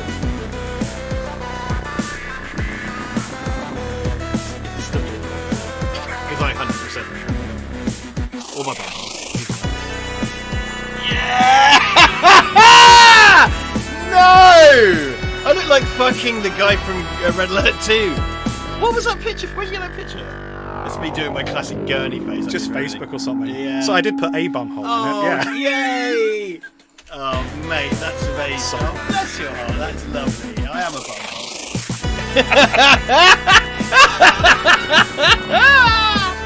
Fucking Ging the Merciless. Oh, mate. You do look like an oligarch, whatever that is. Yeah, You know. I could do. Oh, I've just got it out of my head. The guy from Red Alert 2 is called. Fucking hell. Yes. Yeah, you're right. Every time someone in chat now. I don't know why. It's like Igor or something, isn't it? I don't know why I've called the track Mystery Meat. I am. Let's You're not not the unpack first that. one to describe it. Let's not unpack that. Yeah. So just by itself. Hold on, stop that. I need to take a picture of that. Of course you can. That is the most. Fucking Jesus. It's kind of melted and given me a Rasputin beard. It does. Yes, that's what it is. Because you could conceivably think that this is like a long beard or something. Well, that's so funny because I'm sure if I picked around, I could find what picture that is. But it's kind of distorted enough to be It's very obviously me, but it's sort of unfamiliar. It's all in the eyebrows, I think. Yeah, I'm known for my eyebrows. So like that was something I knew when you said initially, yeah, no, you've basically got carte blanche to do whatever you want. It's like, hey, your face is going in this. I'll take it. So the Jupiter logo I thought was quite a cool thing to add, especially because it has like in this form it has its kind of own tempo.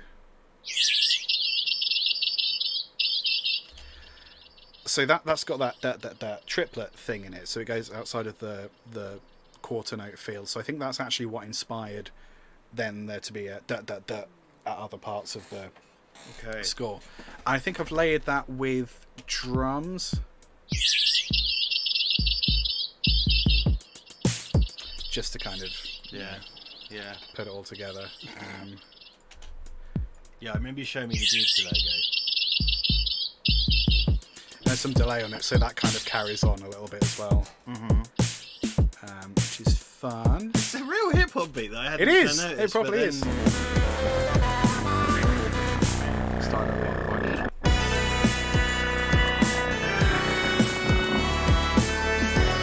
Yeah, it just needed like a big silly drop of some kind. It's the like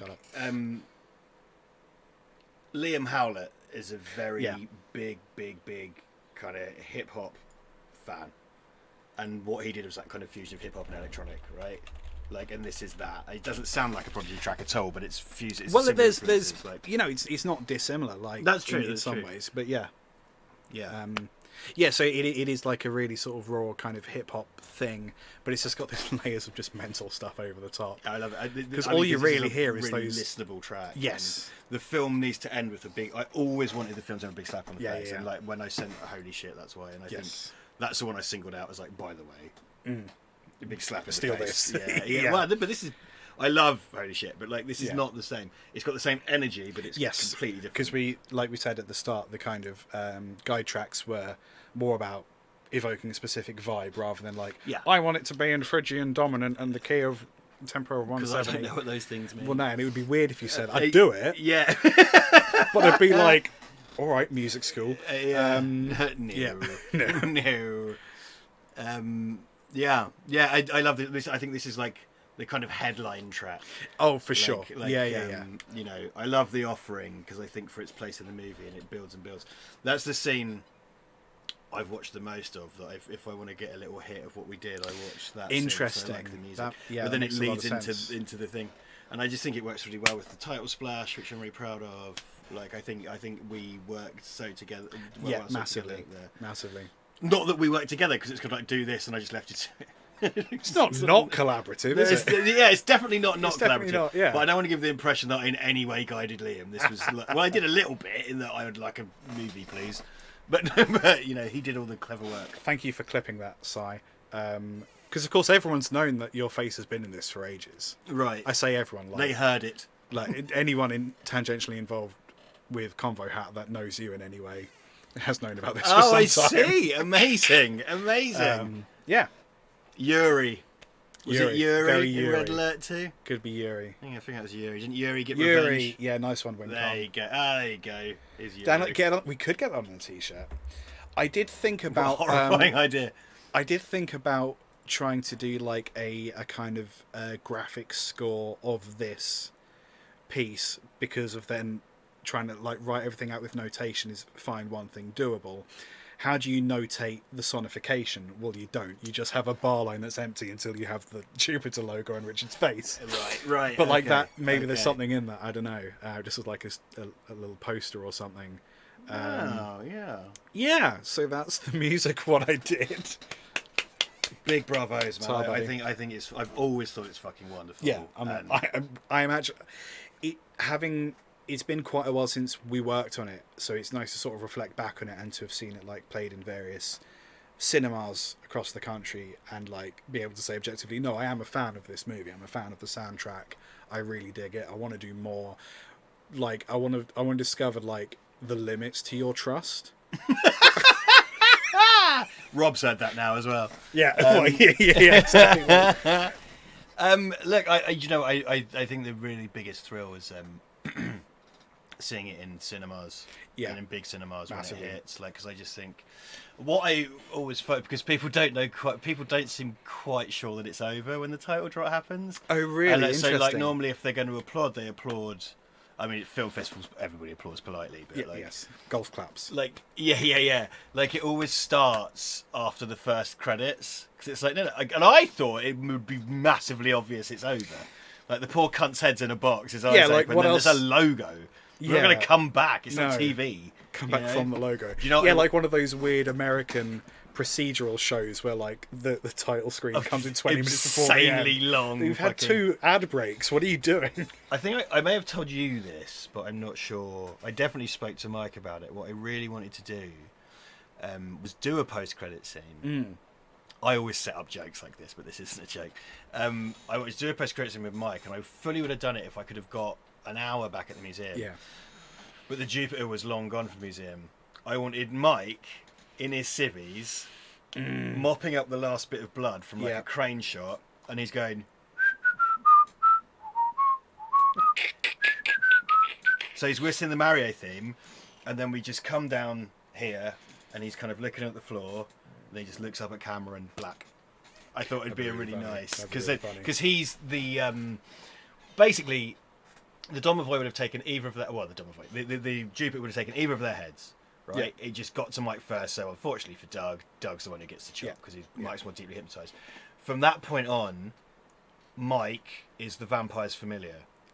Yes. You know, he's the kind of... He's the acolyte. He's and he doesn't even necessarily know he's doing it, is what I think. Because I think... Because he seems to be very trance-like when he... Murder Gnome.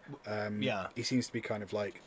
not entirely comprehending. My view is that he doesn't know what he's doing, but the machine preyed on his love for it and his kind of. So in his reality, is he just hiring these dudes to look after a machine, and then after 2 nights they just don't show up?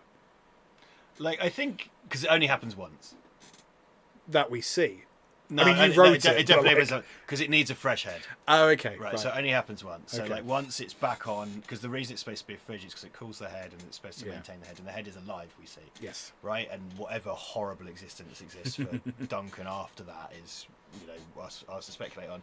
But, like, yeah, I think he, you know, people who aren't brainwashed by Soviet computers bend reality around themselves. That is the old wives saying. That's what they say. And also, if you pull your face when the wind changes, it will stay that way, and so on. So I think that he wouldn't think about it because it would have enough hold on him that. So, like, if it needs someone to go out and physically get components and stuff like that, Mike would find himself buying it, and he'd go back and I'm just repairing it. Yeah, because he would be mopping up the blood, but he wouldn't necessarily know why. Yeah. You know? Yeah. I thought it'd be a nice little he's just tidying. Coda. Wing Kong has an interesting question there. I always wondered if the Jupiter had a cult. Is this the only one of its kind, or are there, like, these machines dotted across the world? It's the only one. Okay. It happened once. Okay. And it does have a cult, but not in the way you expect, because I was commenting on the culthood of fandom. Right, of course. So I'm very, very, very into the retro computer scene on YouTube and on the internet, right? So I'm involved in some of these things. Yes. And I was involved with the museum, which is how I have observed that there are these kind of cult-like followings of old machines. Yeah, totally. Like, and so there is one, but in the modern sense, and there's hundreds of guys. That's why I put in the line about Reddit. Like, there's hundreds of bedroom dwelling geezers. For me, you know, because the Alto was made by Xerox, right? So it's made by Xerox, it's a photocopy company. And so the Xerox Alto it looks wrong. It looks weird and wrong, right? So, like, there's a cult around that. Like, the thing is, like, the what's the urban legend arcade machine? Polybius. Ashton did a movie about Polybius. Yes. You know, Polybius isn't real, but people would love to find one. Yes, and totally. there are things like one of the first things I did at the museum was a video with Stuart Ashton about the FM Towns Marty. Okay, yeah. Which is a rare variation of the Towns Marty. Yes. Ashton's agreed to do something or other with the museum on the provision they let him play with the Towns Martin. Right, so we did a bit. Great. Still on that. So like, yeah, there is a cult, but there's a cult in the modern sense. Like, yes. So Okay. I think like if you were to progress the story, then yeah, maybe because he could recruit. But I think once the Jupiter is fully online, it doesn't need people anymore.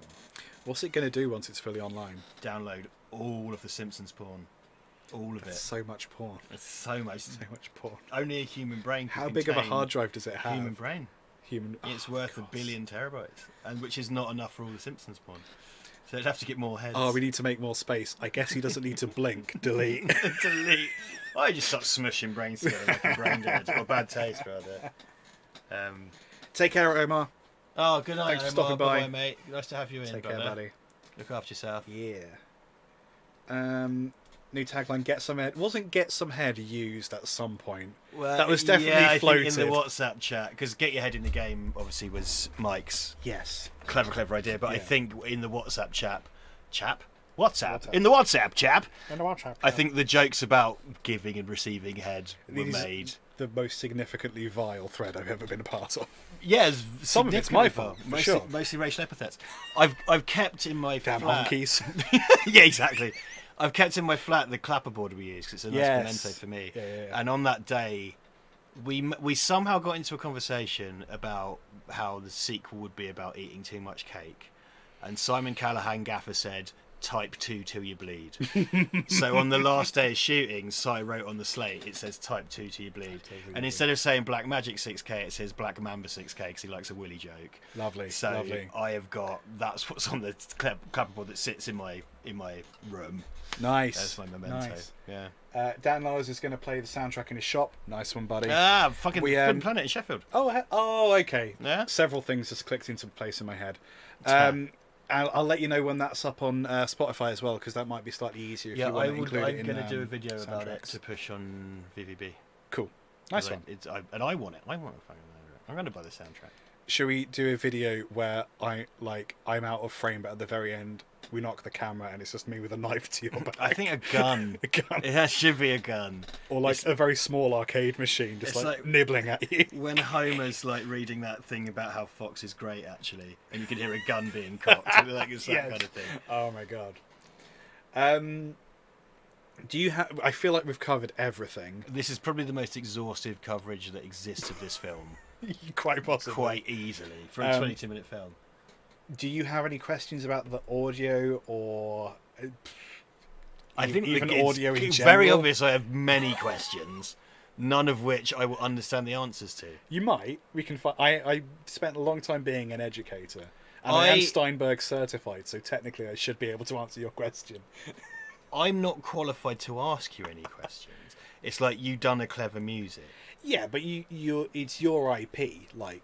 Yes, it's hugely collaborative, and I think what I really like about the film Type 2 Bleed, what I really like about the state Type 2 Bleed is in currently, is that lots of different people are taking ownership of it. Yeah. So I feel really pleased to show it to friends and family, be like, look at this thing I was part of. Which is why I was sort of quite eager to get involved with some of the marketing stuff as well, because yes, thank you. Liam has done a lot behind the scenes for marketing. So I think it's not open source. Yeah, but because yourself and Laura, and the most touching thing I had with this is you all came on board because you liked the script. Yeah. I wrote a script and everyone I sent it to was like, fuck, I want to be involved. Gary wasn't going to offer the work he did, and then he read the script and was like, I want to be part of this. Yes. Right? It's amazing. It's the most touching, humbling thing, right? So, because people weren't paid, and so my view on this is if you weren't paid, you own 100% of what you contributed to the film. Yeah. So, you own this soundtrack, and you keep 100% of the money. So, Dan, we couldn't afford to pay. Saves me a conversation later. Yeah, exactly. That's recorded. And somebody clip it quickly. I think I've said. Don't worry. I think I've said this online already. And Dan keeps 100% of all the money he gets from the posters. And Rob, dude, I'm sorry, I don't have an equivalent for you. I wish I did. Send them out a cockroach. Give them out. I had the little rubber cockroaches for ages. Yeah, I was trying to. We had one earlier. I was trying to Yeah, Laura. I was trying to find it. He's been at a work because there were he kicks the rubber cockroach under the computer. That's the only practical cockroach. Yes. Of course. And if it came down to it, so my point being is you don't make a short film to make money. Nobody does that. Like, this is never being sold to anybody. You're doing the wrong thing. Well, I know, but you do. Like, so I've got a bunch of work off the back of TTYB. It's a springboard, isn't it? That's the whole point, and that's what I said to you guys from the beginning. It's like a springboard for everybody involved. But that's what's handy, because you gave us sort of creative freedom with that. That means that then I can really sort of, to an extent, do whatever I want in terms of the soundtrack, and then use that to leverage to get other bits of work down the line. Yeah. And again, and I would really like, if I get a bit more money to make a feature, I would continue like that. I would be like, look, this is yours to do with as you please. Like working with you and working with Rob, working with Dan, working with Gary, because Gary was the same. I was like, it needs to be this, and he sent me a few sketches, and he went, what's your favourite? I went that one, and I sent a few examples, and then he sent me back like the clay, because I put it in the group when he just did the clay thing. Yes. I just let him go on with it. Yeah. I was like, look, this is what happened. You've read the story. Like, this is what the head would like, desiccated kind of zombie-ish head. Yep. Just go. And he's let me keep that, I still have it. I'll use it for stuff. My view is that in some bizarro universe, like if someone comes to me and went, hello, I'm Johnny Moneybucks, and I'd like to buy Take Till You Bleed. If he came with £1 million, I would then sit down and have to carve that up among everyone who works on it, because I think we all own part of it. I think so. When you work on a movie, like, or paid work, you give up your IP by buyout. That's the condition of you working there. Yeah. And it'd be different when we do a feature cover. It'd be different. I'll be paying you but I'm open to like, do you want to own the soundtrack, because we're doing indie stuff, right? Yes. So it's the way I would pay you and let you own it, or however we figure it out. But I do want to continue to work that way, and it's something that I got from George. I think is what makes George Romero's successful film so successful. Interesting. Okay. Is that he, George Romero is a very interesting. I don't think enough has been dissected about George Romero's style. It's like he made a bunch of movies. If you watch what he makes, he's got a very documentarian eye. Okay, interesting. Less so when he makes the glossier, more Hollywood ones towards the end, but he's got a very documentary maker's eye, and that's not a sentence, but you know what I mean. But like, what really inspires me about him, other than his movies, is the way he was collaborative, and he let everybody throw in an idea, didn't necessarily use them, but he would like let someone come and do 100% of what it is they do. Yes. And then not stick his oar in. And I just trusted you to know what you were doing and do a good job. I trusted Rob, I trusted Dan, and it just and I think if I could take one thing away from this, and it's something that I did enjoy, is that I put a fucking good team together. Oh yeah, because I went around to a bunch of people kind of like, dude, me and Duncan doing this thing, you want to play? Like, like that was it. Play. Yeah, really, totally. Yeah, and it was a bunch of kids putting on a show, wasn't it? It was, little. But that's it there wasn't any point where it properly felt like a real chore, because even when I was going through a tick list and making very specific sounds, I was covered in custard. So like, yeah. The edit on this, like, if you watch the rushes, I've said this, and I might do a video about this one day. Like, what I might do is take out everything that was shot as a pickup at my house, or everything that was shot without the main cast. Yeah, there are like 3 shots of Mike in the end of the movie. Like yes, there is barely a movie. Seriously, and if I took out all that, so I got white plates of the room, and I added artificial lights in After Effects because we didn't have the shots. Yeah. Like, there is barely a fucking movie here, right? So the post-production for me, because I did all the motion graphics and stuff, it was fucking exhaustive. Yes. And it was long. Yes. And it was like, it was 18 months, I think, total, because I had to smash and grab time to work on it. And I was waiting for the music, and I didn't put a deadline on you. I certainly didn't put a deadline on Rob. And Bill was just like, just let these guys get on. Like, because Bill was very hands off, and for him it was a very low yield, because he threw $2,000 away basically, because he wasn't expecting a return. He was very just like, let him get on with it. And I think you turned in first. We were still waiting for Rob, and Bill was like, there's no pressure. Make it the best movie it can possibly be, and it's going to do that. It's going to be that when Rob's contribution is finished. And I was like, I totally agree. Yeah. Like, Rob is bringing like this fucking A-game Hollywood shit to our bonky little film, and you bought A-game fucking Hollywood shit from the cabin down the road from where I used to live, right? So I could put my head in the door sometimes. So I really love that. I think it should be, because I'm a decent like writer and director apparently. Like, but I can't make music. Awards winnings. Awards winnings. I can't paint like Dan can paint. Yeah. Like, I mean, I could paint in that I could make a bit of paper a different colour, but Ooh. you know, I know, right? Like Jesus. Whoa. And I can't do what.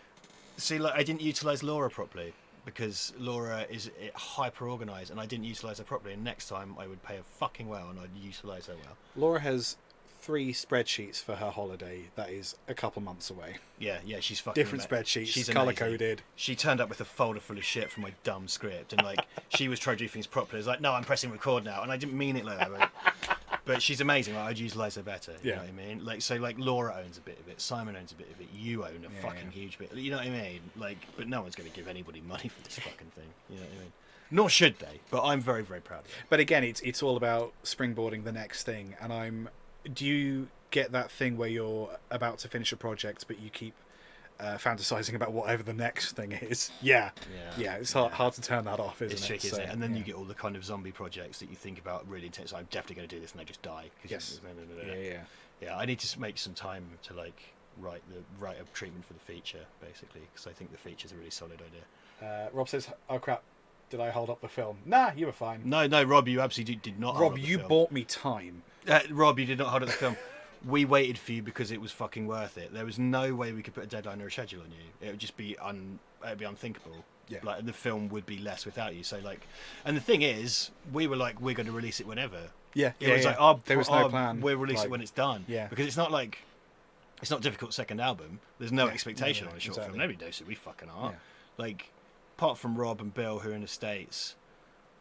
Mike's from London. This is a properly Cambridge effort. Yeah, I think so. Like, you know. Yeah, I mean, like you and one I just have location. to live up. Well, I don't live here anymore, but I lived up the road. From literally 30 seconds away. Yeah, crazy. Yeah. Like, you know. Wincon Exchange. What's the music equivalent of Red Cars Are Fastest? I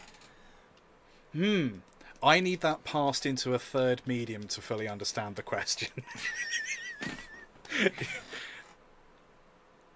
So, okay, there's... It's broad, isn't it? It's pretty broad. There's a piece of software that I think people tend to overuse, which is, again, by Native Instruments. I am a big fan of it. I've definitely overused it. It's called Massive. If you have heard anything that refers to itself as dubstep in the last few hundred years... It was probably made with this synthesizer. Sorry if you're wearing headphones. Yeah, you're not anymore. Yeah, like this is just like the go-to. This is the Skrillex kind of. Yeah, can we find like a bass thing? Because it's got some weird sort of like. It's quite kind of choral, isn't it? Ethereal pads as well. But it is mostly for like stupid wob basses. Oh, okay. You can just make it like instantly wobbly. Turns out Liam was Skepta all along. Skeptical? I don't know. I'm not familiar with his oeuvre. His oeuvre. His earth. I'm not familiar with his earth. Well, doesn't appear to be doing it, which really doesn't help my point. You just have to believe me, this is the dubstep plugin. You just have to believe. You gotta believe me, guy. Yeah. That's the one. Wob. I feel like we've really plunged the depths of Type 2 Bleed. I also need to get back to my folks' before they go to bed. Yeah, fair enough. I didn't bring a key. Let's wrap up there. So, folks, thank you so much to those of you who got hold of the soundtrack. Really appreciate that. I'm going to cheekily shove another link in the thing. I don't know if it lets me. There we go. These streams, while I have your attention, these streams happen every week. I go live 6 p.m. UK time. I'm just going to take this away from you while I plug. 6 p.m. UK time. I usually go live for a couple hours. I make music. Sometimes I have a really specific goal in mind. Make a piece of reggae is what I'm doing 6 o'clock next Monday. I think the week following that, I'm doing something a little more scripted, a bit more like today, hopefully less chaotic, where I'm talking about how to visualize music. So I'm going to talk about sonification again, spectrographs, all the like how to hide images and stuff, as well as graphic score, stuff like that. I think that's going to be a lot of fun. It's free, obviously. It's on YouTube. This is happening on Twitch as well, but because they've changed their user agreement, I'm probably just going to abandon Twitch. Like, there's just no point, because it's not doing anything in terms of discoverability. So I'm probably going to multi-stream out to YouTube and maybe Kick as well. But I'm LTGuitarist on Kick, YouTube, Instagram, Twitter, whatever. Come say hello. I am a certified trainer, so if you have any questions about Cubase, the software we've been using, or about music production in general, just hit me up. Feel free to ask. You don't even have to ask on a live stream, just ask me at any point. Rob, can you get the images back out? Yes-ish. So you can put stuff back out, as in, like, you could just use the spectrograph. You can do that. You can also do the opposite. You can turn audio files into images, should you wish to do that sort of thing.